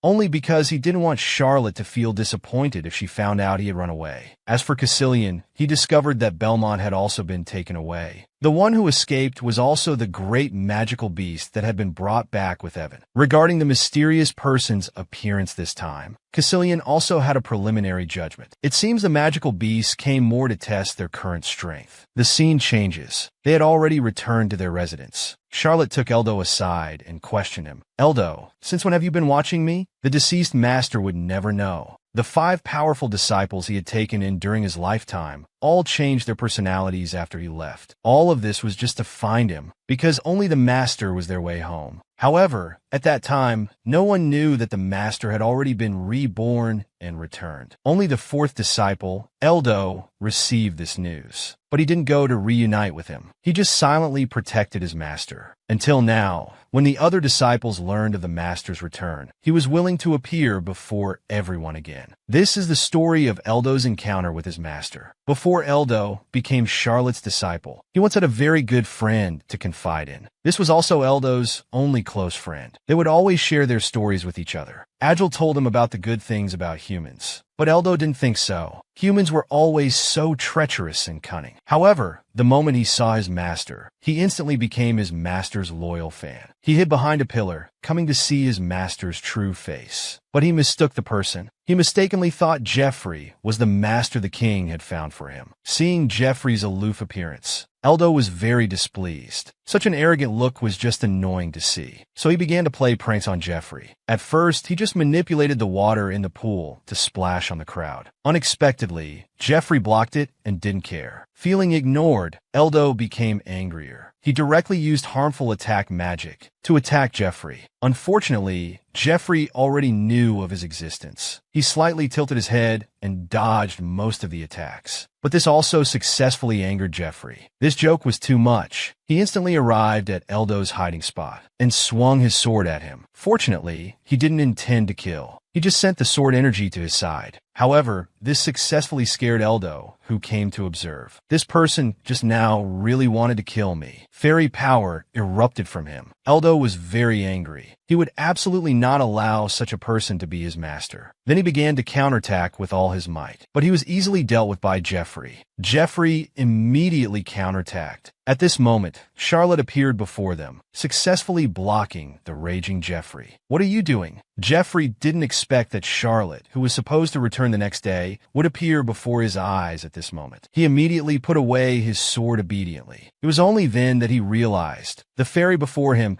was actually the disciple Charlotte was about to take in. Jeffrey immediately changed his demeanor. With endless smiles on his face, he apologized. I'm sorry. If I had known you were Charlotte's disciple, I wouldn't have been so rude." But because of this incident, Eldo also made a mental note of Jeffrey's bad impression. The embarrassed Jeffrey hurriedly turned and left, leaving the space for the newly met master and disciple. That arrogant guy. Next time I see him, I'll definitely beat him. Now that he truly knew Charlotte was his master, Eldo both liked and stubbornly hated her. He openly said he didn't like Charlotte and didn't want Charlotte to be his master at all. But in the following days, he always secretly came to see Charlotte, only because Charlotte respected his choice and didn't forcefully take him in as a disciple. Eldo could only keep making his presence known in this way. "I'm such a perfect fairy. Why doesn't he take me as his disciple?" His good friend Tagil teased him. "But didn't you refuse to be his disciple yourself?" Eldo remained stubborn, but his actions were the best proof. "Why don't you like me?" "I didn't say I don't like you. You said you didn't want to be my disciple." However, when Eldo learned that Charlotte had already taken 3 disciples before, he became even more depressed. "I'm such an excellent fairy, yet I'm only the 4th disciple he wants to take." But even so, Eldo still didn't give up on this beloved potential master. He kept spending money to buy paparazzi information about Charlotte's outings. Until this day, he learned that Charlotte would be meeting with other disciples soon. He went out for a depressed walk. Why didn't she invite him? He was very unhappy. Then he realized he wasn't her disciple yet. Just as he was feeling troubled and confused, a strange man appeared. He introduced himself as Pell. Eldo knew this person. He was the human lover Tagil often mentioned. But Eldo wasn't friendly to him. He knew this person had bad character. But Tagil was still in love and wouldn't listen to advice at all. At this moment, Pell was holding a weapon in his hand. Thinking Eldo didn't know, he started to pretend to approach. And when he got close, Eldo directly used magic to pin him to the ground. Approaching with a weapon, what exactly is your purpose? Unexpectedly, Tadjil was also hiding behind a nearby pillar. Seeing this, he immediately ran out. Stop, let me explain. And in Tadjil's explanation, Eldo learned that they were passing by and discovered this. Pell was seeking help, but the naive Eldo still chose to believe him. However, thinking back the next day, he began to question this incident again. Just as he was worrying about investigating the truth himself, a golden light orb appeared in the air above him. Eldo opened the scroll and saw it was an invitation to Charlotte's gathering with her disciples. The girl met the powerful magician for the first time and directly chose him as her master. However, she didn't know that this seemingly kind master was actually the great magician revered by everyone on the continent. After receiving Charlotte's invitation, Eldo arrived at the meeting place. This was his first time meeting Charlotte's other disciples. The elderly appearance of the first disciple Caecilian, or the third disciple Belmont, fighting daily with the second disciple Julian. All of these were taken in by his eyes. At this moment, he also discovered that these disciples' identities were all extraordinary. The first disciple was a king. The second disciple was the guardian of the Pandem Forest. The third disciple was the leader of a mysterious organization. He couldn't beat any of them individually. Eldo, who initially didn't want to be the fourth, now couldn't help but waver in his heart. But in his heart, he hoped that everyone would leave this master, so he could naturally become Charlotte's only disciple.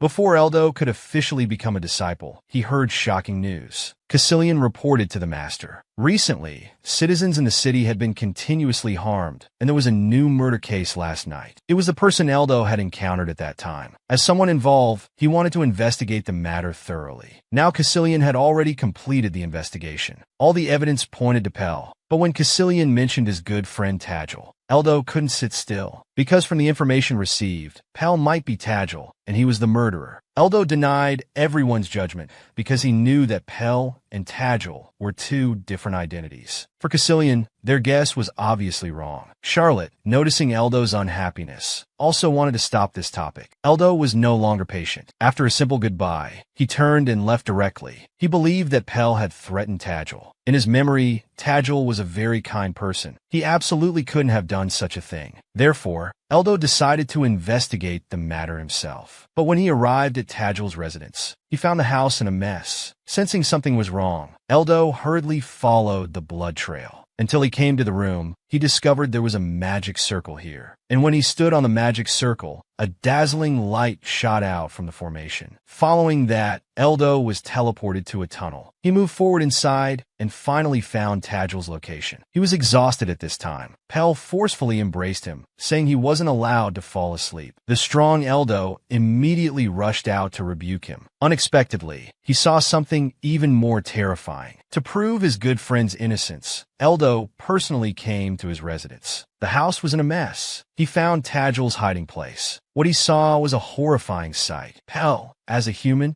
had chosen to collude with monster spiders. Eldo hurriedly drove him away and supported Tadjil. However, when he thought all this was done by Pell told him the master controlling the monster spiders wasn't him. It was Eldo's good friend Tadjil beside him. Eldo, of course, didn't believe this was done by his good friend and hurriedly denied his words. The kind and gentle Tadjil would not collude with monster beasts. However, the next second, Tadjil reached out his right hand towards him. "I'm sorry, Eldo." He seemed to have merged with the monster. Under the urging of the monster claw, Eldo fainted the next second. As Eldo fell unconscious, images of Tadjil flashed in his mind. As a powerful fairy, Eldo had been ostracized by other clan members since his birth. Only Tadjil, fearless of everyone's criticism, chose to become his only friend. His gentle and sweet smile was engraved in Eldo's heart. But that cold expression made Eldo no longer recognize him. He couldn't possibly become someone who would harm others. Moreover, Tadjil was a fairy who loved humans so much. At this moment, Damont's words came to his ears. "What are you saying?" Eldo struggled to wake up from his painful memories. When did this guy come over? And it wasn't just Danmont. Even Charlotte had come in person. Eldo, who had fainted, had no idea what was happening now. Charlotte briefly explained the situation to him.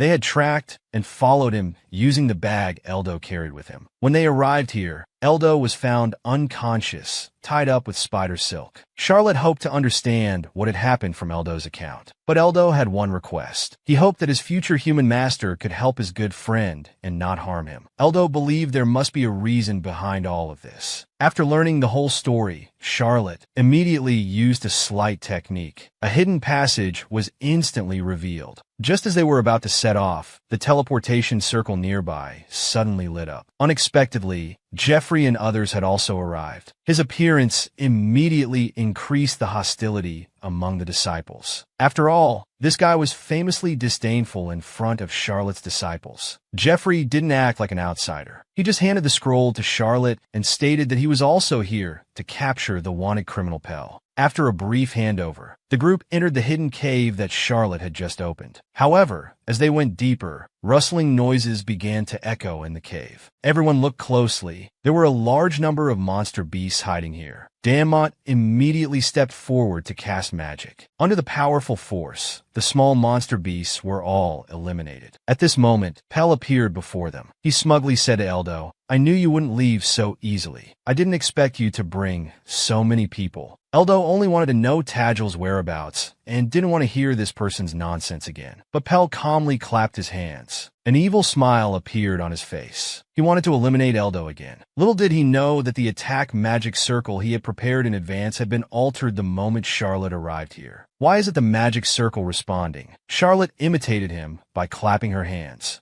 The formations in the cave lit up one by one. Pell began to panic. The situation before him seemed to be beyond his control. And this foolish fellow still didn't know that standing before him was the revered great magician Charlotte. Charlotte had simply manipulated it a bit. The control of this formation had long been transferred to her. Pell, realizing belatedly, reacted. The woman before him, wasn't she the great magician by her appearance? At this point, he began to tremble in fear. How could you bring these people here? Are you trying to get Tadgel killed? These words hit Eldo's weak spot again. He didn't understand what Pell meant. But when Pell told him Tadgel was the murderer, Eldo became flustered. Because he understood that everyone must face the consequences of their mistakes. If Tadgel really had killed someone, then Charlotte and the others would surely take appropriate measures against him. Eldo hesitated. He turned to face Charlotte and the others. Charlotte saw his concern. She tried to calm his emotions, but Eldo didn't give her the chance. He suddenly disappeared from the spot. He transformed into a butterfly spirit beast and continued flying deeper into the cave. He wanted to find the truth from Tadgel himself. However, a blinding light flashed before him. When Eldo woke up again, he was tied up with spider silk again. This time, Tadgel appeared before him. Rather die restlessly himself than let his best friend suffer even the slightest harm. However, such sincere friendship could only be separated by life and death. Eldo transformed into a pink butterfly spirit beast and flew towards the depths of the cave. A blinding light flashed. He fainted again. When he woke up once more, the friend he was looking for appeared before him. Faced with Eldo's questioning, Tadgel smiled slightly, calmly telling Eldo everything. The recent murders in the Mabel Empire, as well as the spider monster beasts before them, were all his handiwork.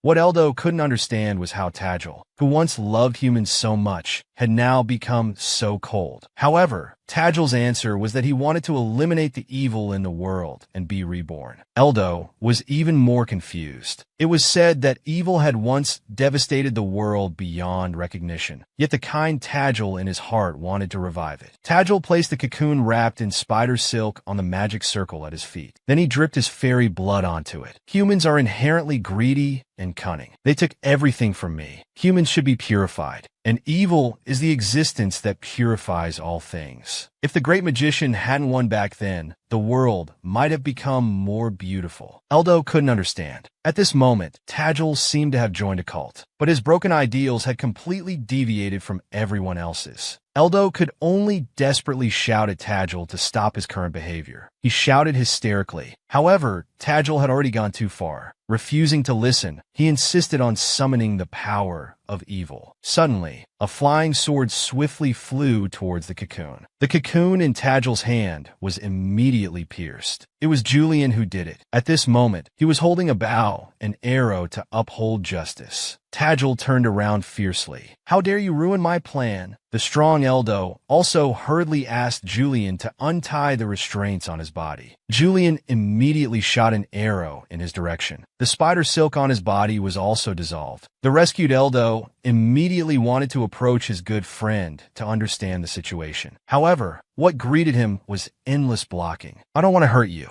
Eldo, please don't move." Then, ignoring the advice, he tried to release the power of evil again. Julian had no choice but to use a bit of magic. He directly threw vines onto his body, then tied him up in one go. Subdued by the power, this bad boy was tied up again. Then there was a loud boom. The nearby cave entrance was blasted open. Charlotte and her group also arrived at the scene. But Eldo was very afraid. He feared that his human master would enforce the law on Tadjil. In a moment of rashness, he had to use his power to break Julian's vines. He didn't want anyone to harm Tadjil. This was his only good friend. Seeing Eldo's desperate protection of himself, Tadjil seized the moment to continue with his plan. He had already merged with the monster beast. If the monster beast was harmed, he would suffer the same damage. Using the power of the fused monster beast, he created an illusory space. Charlotte didn't take action. She understood this was Eldo's friend, so she couldn't harm him so easily. She hoped to have a talk with Tadjil. Under the urging of the monster beast's power, the illusion created by Tadjil was completed. Charlotte and the others were also sucked into different illusions. In Jeffrey's illusion,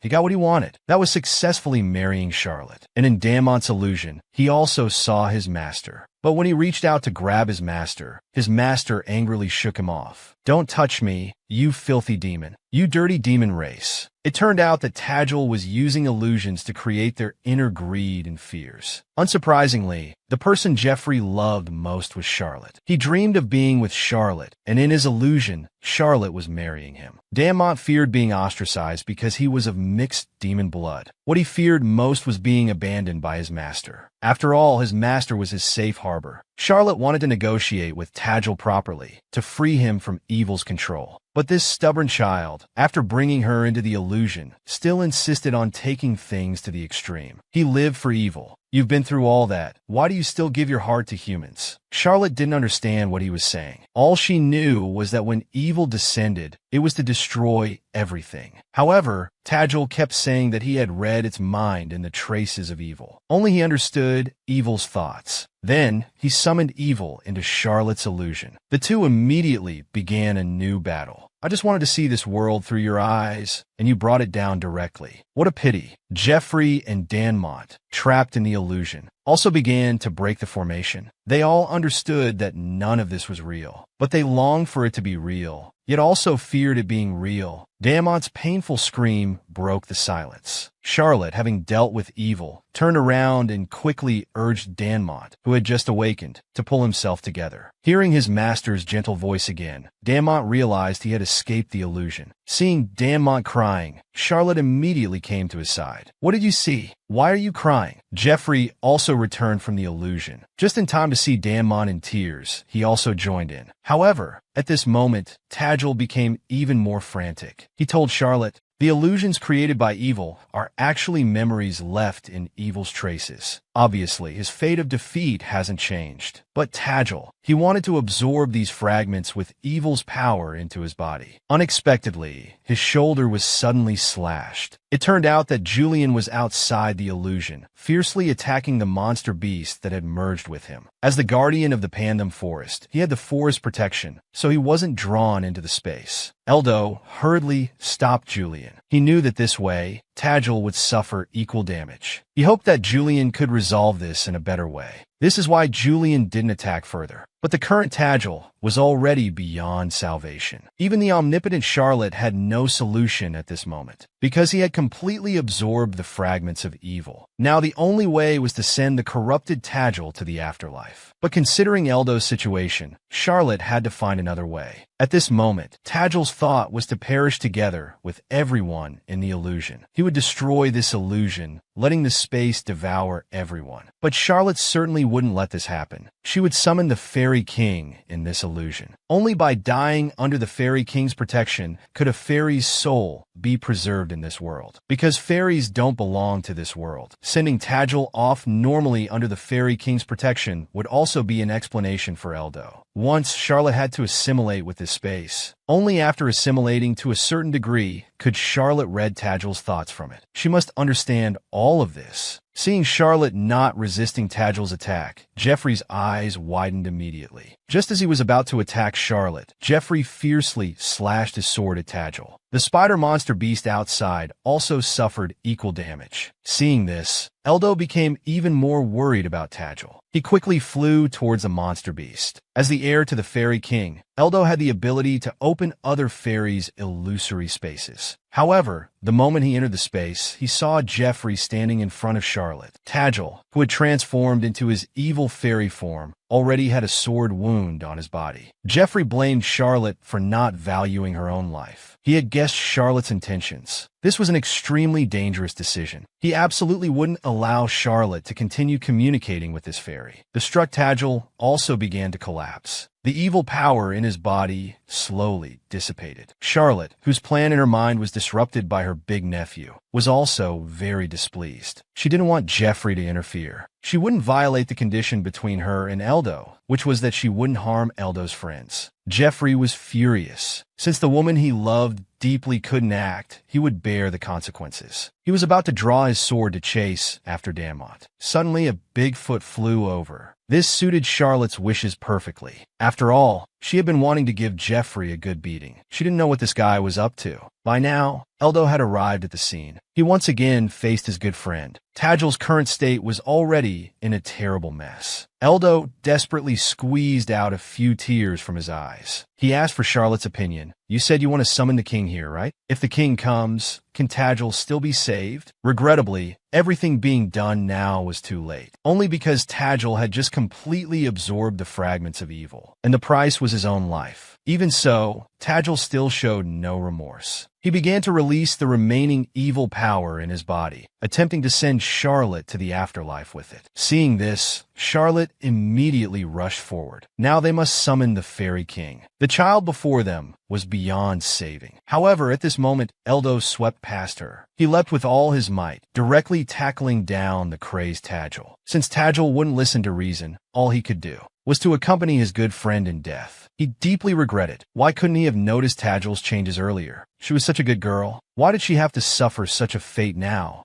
He tried to read Tadjil's memories, but at this moment, the illusory space created by Tadjil began to crack. It turned out that a new guest had arrived outside the space. He placed his hand beside the monster beast. The evil power in the monster beast was continuously absorbed by him. Then he grabbed Pell nearby and infused all this evil power into his body. Even Julian could feel a tremor from this powerful, mysterious person before him. This was a warning from the Pantheon Forest. What on earth was this thing? After the mysterious man successfully controlled Pell, he carefully searched around the monster beast. Holding the pellet in his hand, he said, "He indeed hid it here." At this time, the illusory space inside the monster beast was also collapsing. Painful emotions welled up. Eldo fearfully called out Tadjil's name. He wanted to take him along. He didn't want his good friend to die like this. Tadjil had long prepared himself mentally, but at this final moment, seeing his most sincere friend, he was still very reluctant in his heart. But he also didn't want Eldo to die here with him, because once the space collapsed, all creatures inside would be devoured along with it. Tadjil forcefully pushed Eldo away. He had thought he had lost everything, but it wasn't so. He still had his best friend Eldo. Watching his friend's life slip away before his eyes, the power within Eldo suddenly burst forth. He summoned his true form. This was the power inherited from the Fairy King. Then he cradled Tadjil in his hands. The space also slowly began to collapse. Everyone trapped in the illusion within the monster beast came out, and Pell, who was controlled by the evil power, turned to ashes along with the monster beast when it disappeared. After this, Eldo officially became Charlotte's fourth disciple. But at this moment, Eldo was overwhelmed with hatred. He told his master that one day he would slaughter all humans. This was because in Tadjil's final moments, through fragments of Tadjil's memories, he saw the ugliness of humans. They would stop at nothing to satisfy their desires. They used and betrayed each other. Tagil had encountered the most evil people in this world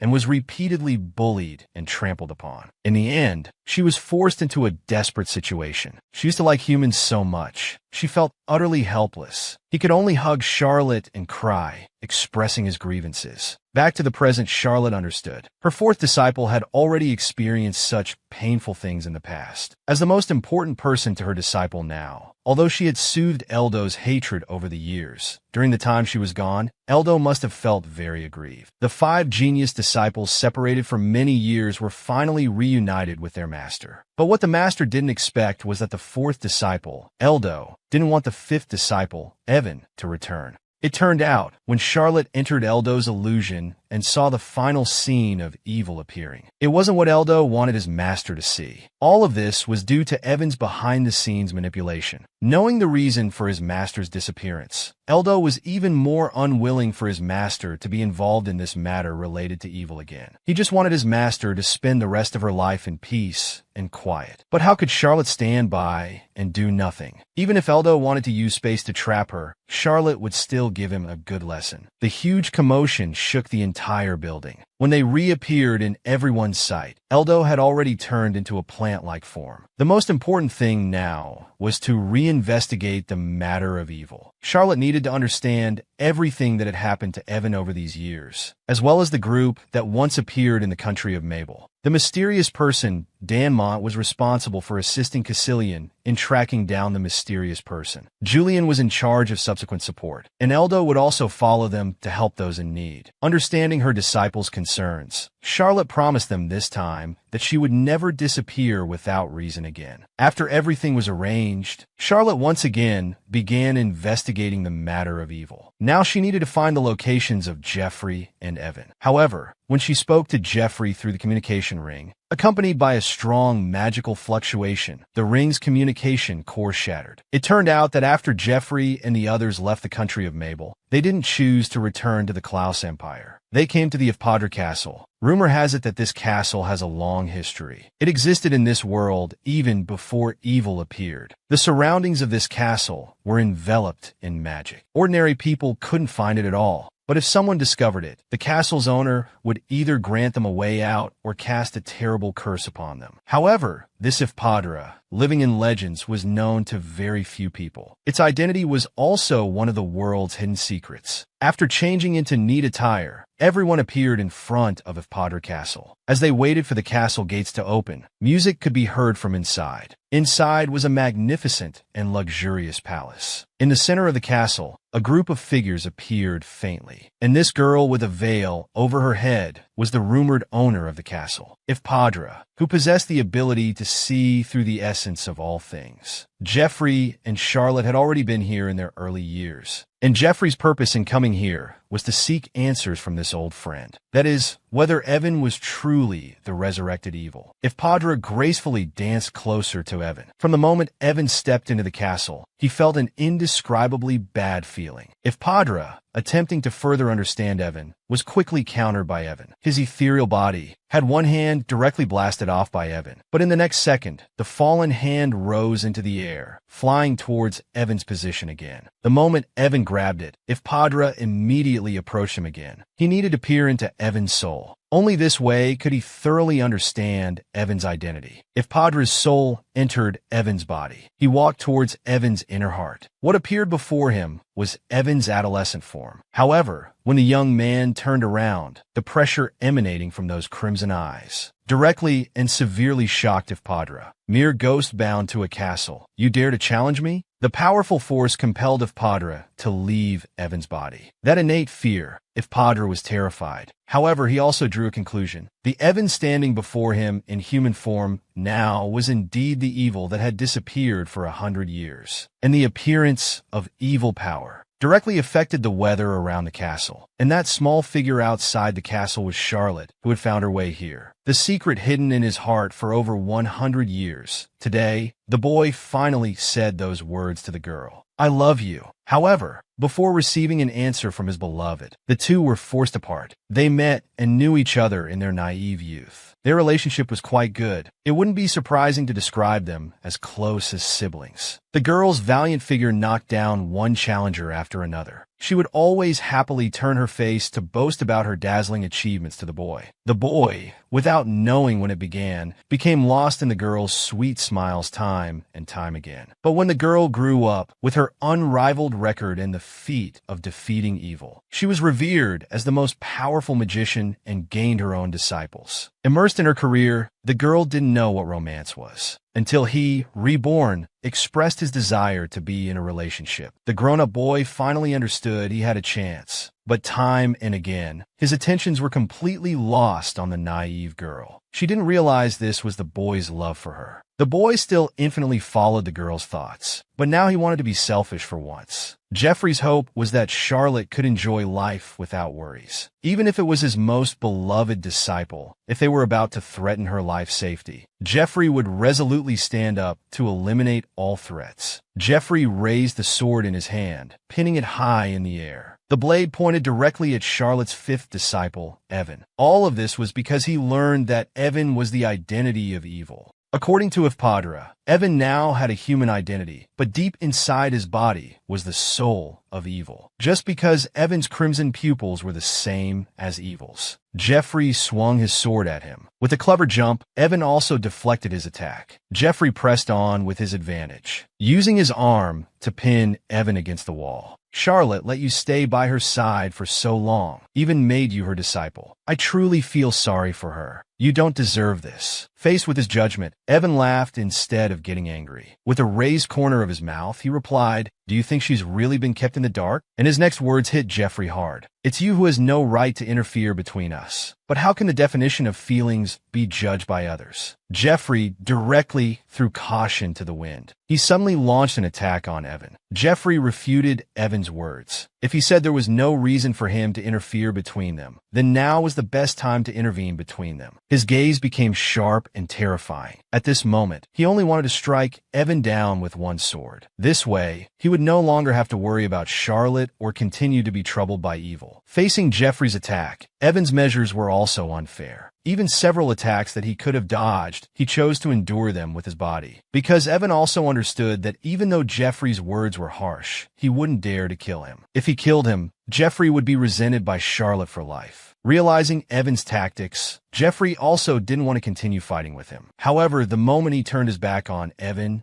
also wanted to get even. He had long known that this old man liked his master. Therefore, he desperately hoped that this old man could leave his master forever. Just as their battle was about to erupt again, a dazzling golden light appeared between them. The powerful roar obstructed everyone's vision. Charlotte appeared just in time to stop the two fighting. Jeffrey was confused. He never thought Charlotte would arrive so quickly. Charlotte's appearance also disrupted his plans. But what he feared was that Charlotte would blame him for hurting Evan. As expected, the moment Charlotte turned around, she saw the blood on Evan's body. Seeing her silent expression, Jeffrey hurriedly tried to explain. But before he could finish his explanation, Charlotte turned to him and said that from now on, their actions would not be together. She would take Evan away herself to investigate everything. Jeffrey was very afraid. Afraid of losing Charlotte, Jeffrey immediately stated his position. He wanted to protect Charlotte, but Charlotte refused his request. She then summoned a teleportation magic circle. Jeffrey understood that he couldn't stop Charlotte's decision. As he was leaving, he told Charlotte if he died, he would choose to follow her. Charlotte promised him she would take care of herself. 1 second before the magic circle disappeared, Jeffrey finally mustered all his courage and shouted, "I love you," to Charlotte. Charlotte turned her head in disbelief. Seeing this, Evan covered his master's eyes and took her away from here. Watching Charlotte disappear before his eyes, Jeffrey was completely desperate. He turned to leave this place. This parting, who knows when they would meet again. Poor, deeply affectionate Jeffrey. How could he compare to the warm and caring disciple? In Charlotte's eyes, she thought all of this was just what friends do. Evan also brought Charlotte to the demon realm, and here, they would embark on a new adventure story. But when Charlotte woke up from her deep sleep, Her hands were bound with magic-suppressing handcuffs. It was the demon she had risked her life to defeat. He had returned and become her fifth disciple. However, when the young girl woke up, she was brought to the place where the demon race resided. There was an additional magic chain on her hand. That end seemed to be connected to something. She gently pulled, and out came a silver-haired man. Charlotte looked closely, only to find that the silver-haired man was actually Evan. He raised the chain on his hand. This was a high-level magical artifact that could seal magical power. It seemed to be a pair. But why were she and Evan chained together? At this moment, she slowly approached Evan. Seeing that the color of his pupils had returned to normal, she asked how his injuries were. Upon hearing his reply that he had already received treatment, Charlotte raised the handcuffs and asked him what was going on. Evan hurriedly replied that it wasn't his doing. Strange, who could have done this? Charlotte stood up and asked him where this place was. At this moment, he suddenly said, "Lady Charlotte, I've changed my mind." Before Charlotte could react, Evan took her hand and walked towards the balcony. He pointed to the village in front of them, explaining to Charlotte that this was a demon village called Moloch, located southwest of Asterbel. The two had accidentally fallen into this village due to the disruption of magical flow. However, this village was far more complex than what they could see. Charlotte raised the chain on her hand, asking why the village chief had put this on them. The village chief first gave a strange smile, then stood up and said, "Because you're mages. All the demons here have been hurt by humans before. Now that you two suddenly fell from the sky, we had to take some safety measures." When Charlotte said they would leave immediately, the village chief smiled and said, "You two are rare guests in our village. Those bracelets won't interfere with your daily life. Please stay here and rest for a while." After the village chief left, Charlotte couldn't help but doubt. They sealed their magic power out of caution against humans, but now they're asking them to rest easy. It was strange. At this moment, she turned to ask Evan if he didn't resist when they put this on. But Evan didn't answer this question. Instead, he asked Charlotte if she didn't want to ask him anything else. But before Charlotte could speak, he playfully said, "Even if you ask, I won't answer honestly. But I will slowly, bit by bit, tell you everything. So you have to promise me, before you hear my explanation, you can't leave me." Suddenly, a loud bang interrupted their thoughts. A purple-haired girl, blushing, said she was here to bring them clothes. She forgot to knock just now and apologized. While Evan was changing clothes, the purple-haired girl curiously asked, "Are you two really not lovers?" When Charlotte replied that they were just close master and disciple, the girl skeptically said, "Is that so?" This made Charlotte feel like she couldn't explain herself. The purple-haired girl smiled and said, "He's really different from yesterday. He's indeed more docile in front of his lover." At this point, Charlotte asked if any other mages had worn these handcuffs besides them. The girl stammered, saying there probably hadn't been any. At this moment, Charlotte suddenly noticed that the girl was wearing a necklace. It was clearly the symbol of Oswell, representing the followers of evil. At night, the purple-haired girl said she would take them to understand important areas of the village. They came to a cave. Evan reminded them that many people were secretly observing them around. Charlotte had noticed this too, but what she wanted to know more was what was in the darkness ahead. At this moment, the little boy from earlier suddenly appeared. He handed Charlotte a note at the time, saying there was an existence in this village. The purple-haired girl asked the boy ominously, "What are you doing?" Before she could finish speaking, she was caught in a net by a group of children. It turned out they were here to rescue Charlotte and Evan. From the children,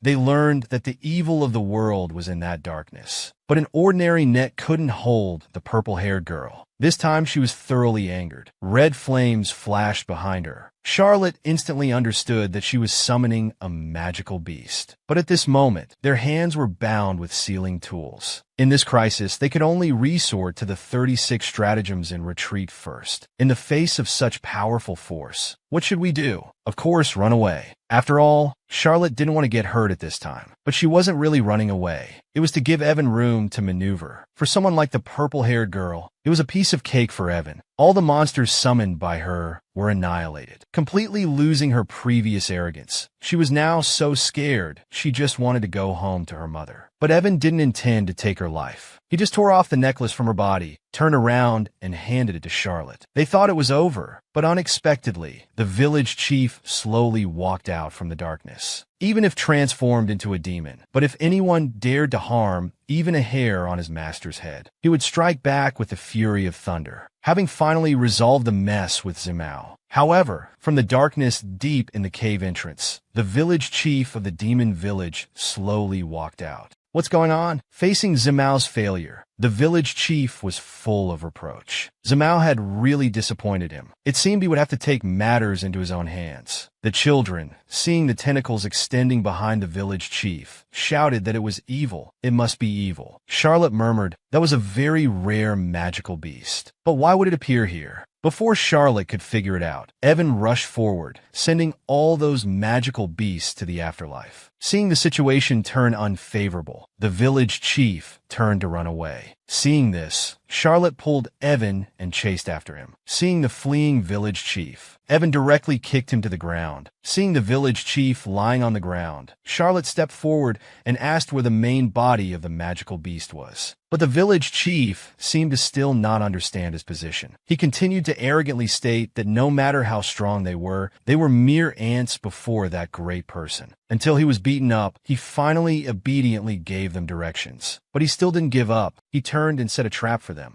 Sure enough, he was met with another beating. Then Evan pulled him and jumped into the light circle. And before their eyes was the magical beast Bellicenia. Bellicenia was an ancient magical beast with the ability to absorb everything around it and convert it into its own domain. Charlotte stood in front of the magical beast, thinking that they had made it in time. The magical beast had stopped growing for now. Just as she was about to step forward to save people, Evan stopped her. He was worried Charlotte might get hurt, so he decided to do it himself. But Charlotte was uneasy. After all, Evan had no practical experience. It was too risky. These people might all be traumatized if things went wrong. Evan smiled and told her not to worry. He wouldn't let anyone get hurt. With just a gentle wave of his hand, the magical beast voluntarily retracted its substance. This left Elia stunned. After saving the people, they tied up those bad guys, but they weren't Oswell members. Recalling what Zimao had just said, he couldn't remember that person's appearance, but he would recognize him as soon as he saw him. If Zimao wasn't lying, it's very likely that the other party used magic that prevents others from seeing his appearance clearly. But Charlotte had to find out. The person who had come to the village, exploiting the demon's hatred for humans, instigating them to capture people, giving them necklaces with the Oswell symbol, planting the magical beast in this village, and calling himself evil. What exactly was his relationship with Evan? At this time, Jeffrey from the Mabel Nation visited again. He no longer looked as spirited as before. Cassilian also teased Jeffrey, saying how he looked like he had just been dumped after not seeing him for a few days. Jeffrey replied with a hint of sadness that it wasn't a breakup because he hadn't given an answer yet. This man was looking sad. Why wouldn't the girl he liked just like him back? Upon hearing this, the Emperor almost burst out laughing. Jeffrey sure knew how to joke. After a round of jokes, the Emperor asked him seriously, what was Klaus's stance? Jeffrey earnestly stated that for Klaus, this was equally a huge threat, an enemy we must eliminate. So he would take this opportunity to lead Klaus's knights, track down all those related to evil, including Evan, and eliminate them completely. Seeing this, the Emperor asked him another question. 8 years ago, the Master disguised himself as Elia, and you not only helped him hide his identity, but also protected him all along. But if the Master continues to use magic, what would be the consequences? He wanted to know the truth behind it. Even the fifth disciple, who usually openly favored the Master, when it came to the Master's disappearance for 8 years, would have his own emotions about it. After dealing with a few people from the demon village who had committed wrongdoings, Charlotte continued to the next step of the investigation. But Evan started to throw a little tantrum at this time. He hoped to go eat strawberry pie with Charlotte. Charlotte said they could go after everything was cleared up. It wouldn't be too late. Evan suddenly leaned in and said it would be too late by then. I thought we had all the time in the world. But 8 years ago, you suddenly disappeared. Just as Charlotte didn't know what to say, the carriage suddenly jolted. The two accidentally embraced. At this moment, Evan slowly said, Lady Charlotte, if you knew what I was thinking during those 8 years, you would surely run away. After saying this, he took a bite of a cookie, then turned around and said they had arrived. Charlotte was stunned for a long time before she reacted. It seemed that Evan, because of her past disappearance, was now throwing a little tantrum. seeing that they both had gotten off. The village chief who was tied up and brought along to guide them explained. That great person disappeared through this portal. Charlotte looked at the portal in front of her, feeling strangely puzzled. If that person wanted to go somewhere else, he could have just used teleportation magic directly. There was no need to go to the trouble of setting up a fixed portal. There must be a special reason for this. As Evan activated it, this portal connected two places. One was Monrain on the border of Klaus, and the other place was actually there.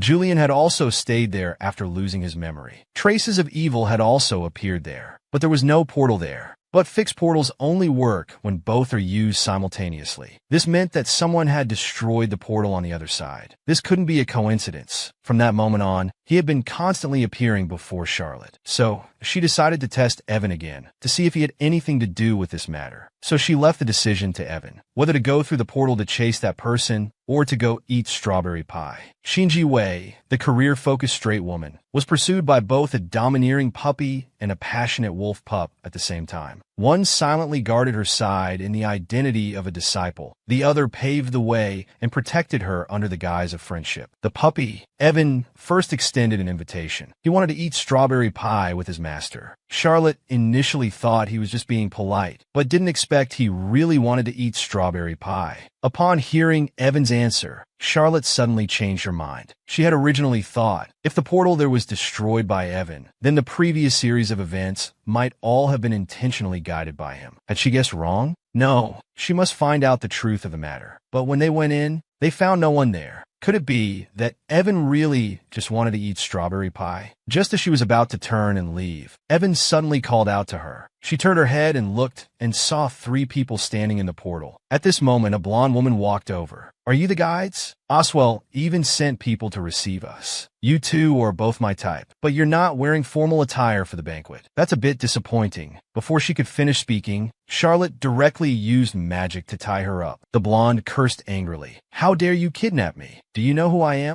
Charlotte looked at the invitation, calmly reading out his name. The blonde yelled that the name was fake. Who would be stupid enough to use their real name to attend such a party? The previously agitated blonde suddenly saw his 2 guards fall to the ground motionless. He immediately became submissive. Charlotte asked him exasperatedly who he really was. The blonde confidently stated that he was the only daughter of the head of the Burt Merchant Group. But unexpectedly, the 2 showed no reaction upon hearing this, which embarrassed the blonde. At this point, Charlotte spoke up, saying she just wanted to attend that party. The blonde advised them that even if they stole his invitation, they couldn't get in unless they wore formal attire like his. Before he could finish speaking, some indescribable things happened. He and Evan successfully entered the party. This party looked like a very ordinary social gathering, but there must be some unknown secrets within it. If Oswell and Evan had any connection, then someone would approach Evan here. Suddenly, a man walked over. Miss, I see you've been standing here alone. If possible, may I invite you to dance? Charlotte was about to extend her hand when Evan immediately stopped her. Charlotte awkwardly held his hand, saying, My companion is a bit mischievous. The man was about to speak when a subordinate whispered something in his ear. Seeing that he was about to leave, Charlotte said in a sad tone, What a pity. It's rare to meet someone I can talk to. I was hoping to have a private heart-to-heart with you. Charlotte guiltily avoided Evan's gaze. The man, upon hearing the words heart-to-heart, instantly perked up. Charlotte immediately seized the opportunity and extended her hand, wearing Oswell's emblem. In fact, when entering the party, Charlotte had felt something was off. This man happened to be the host of the party, the Baron. The Baron also wore a necklace with the same pattern. But through conversation, she learned that this Baron was actually a pervert. He took pleasure in killing people, and torturing others made him happy. The reason he held this party was actually all part of his scheme. He held such parties just for his own amusement. At this moment, the lights at the party suddenly dimmed. People below murmured, wondering why it suddenly got dark. Was there some special event? Charlotte then said, If you start a killing spree here, it might be hard to clean up, right? This is in the central area. If something happens to the party guests, you'll quickly be identified as the culprit. Unexpectedly, The Baron showed no signs of remorse. Instead,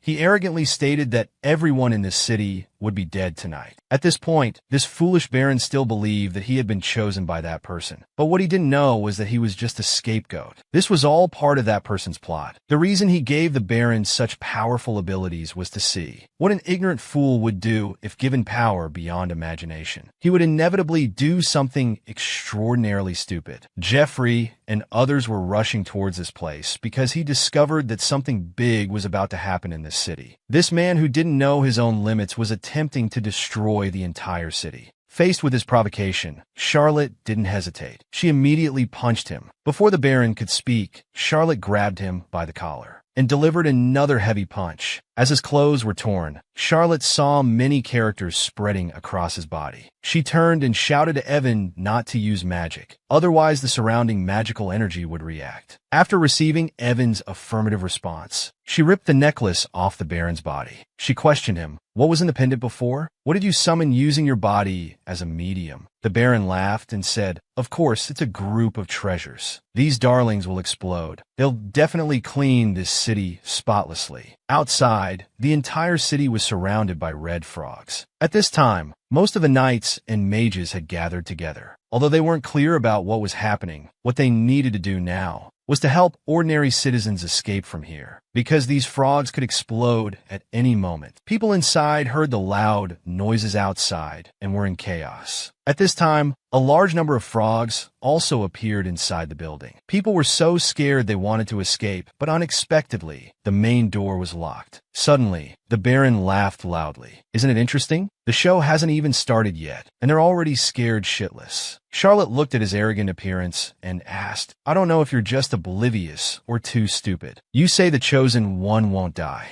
Your body has been cursed, and you're still so pleased with yourself. When the curse covers your entire body, you'll be shattered to pieces." The Baron looked at her in disbelief. "What did you say?" Charlotte ignored him. The Baron watched her leave, wanting to ask her for clarification. But as he reached out, Evan stepped on his foot. Suddenly, there was a loud bang. The main door was kicked open by a man. Charlotte turned to look. The newcomer was the prodigy Jeffrey. He just took a light step forward, and all the great mages obeyed his every command. He only needed to release a dazzling golden smoke, and the fire mages would stand in the high sky of the continent, casting that powerful spatial magic array. To minimize the damage caused by the frog monsters, Charlotte decided to use a powerful spatial teleportation array to transfer all the monsters away. At this time, people in the city still didn't know what was happening. Children playfully grabbed the exploding frogs. As managers of the city, they didn't want to spread the true information to avoid panic in the city. This would be unfavorable for evacuating people. As the leader of the evacuation, Belmont believed that the Grand Duke and the King could solve everything, until he saw the dazzling golden fireworks in the sky. That was the marble, the gathering signal commonly used by mages before. Killheart, who was on the other side of the city, also saw this scene. When he came back to his senses, Jeffrey and others had also arrived here. "I didn't expect you to be here too." Jeffrey, seeing Killheart, was slightly relieved, because this also meant that Danmont must be nearby. This way, he wouldn't need to let Evan get involved in the matters here, preventing things from getting worse. The giant frog monsters were controlled by the position of the medium. Because Evan was dragging the Baron, the medium, around, the giant frogs were chasing them everywhere. Fortunately, Killheart had already evacuated the surrounding crowd. This way, the open space was enough for them to unleash their powers. They could also relax a bit. At this time, Charlotte was at another location, initiating the summoning array. Belmont, who received the fireworks signal, arrived at the scene. Charlotte told Belmont that they would summon portals in the sky, then send all those exploding monsters away. Hearing this news, Belmont was incredulous. Summoning a teleportation array in the sky was unheard of. To enhance the magic power, Charlotte would use Manra to establish magic pillars at 5 starting points. And after the magic pillars were established, Evan would connect them and maintain the generated magic power until the portal opened. Finally, they would use the portal to send all the monsters away. Charlotte reached for Belmont's magic staff. Before he could react, "Let me borrow your magic staff for a moment." At this moment, the giant frog monsters were running around the city, until Evan let go of the medium in his hand. Jeffrey immediately told Killheart beside him That's the culprit of this incident, also the medium of the curse. Now it's your responsibility to watch over that scum. After receiving the signal notification from the master on the other side, Evan immediately cast a teleportation spell. He arrived at a tall tower in the city. But at this moment, the mysterious man suddenly appeared. "Didn't I tell you not to appear before me again?" The mysterious man ignored Evan's warning and instead muttered to himself, "This is a good opportunity right now. The great mage's condition is worse than I imagined. Also, how long are you going to keep pretending to be Charlotte's disciple?"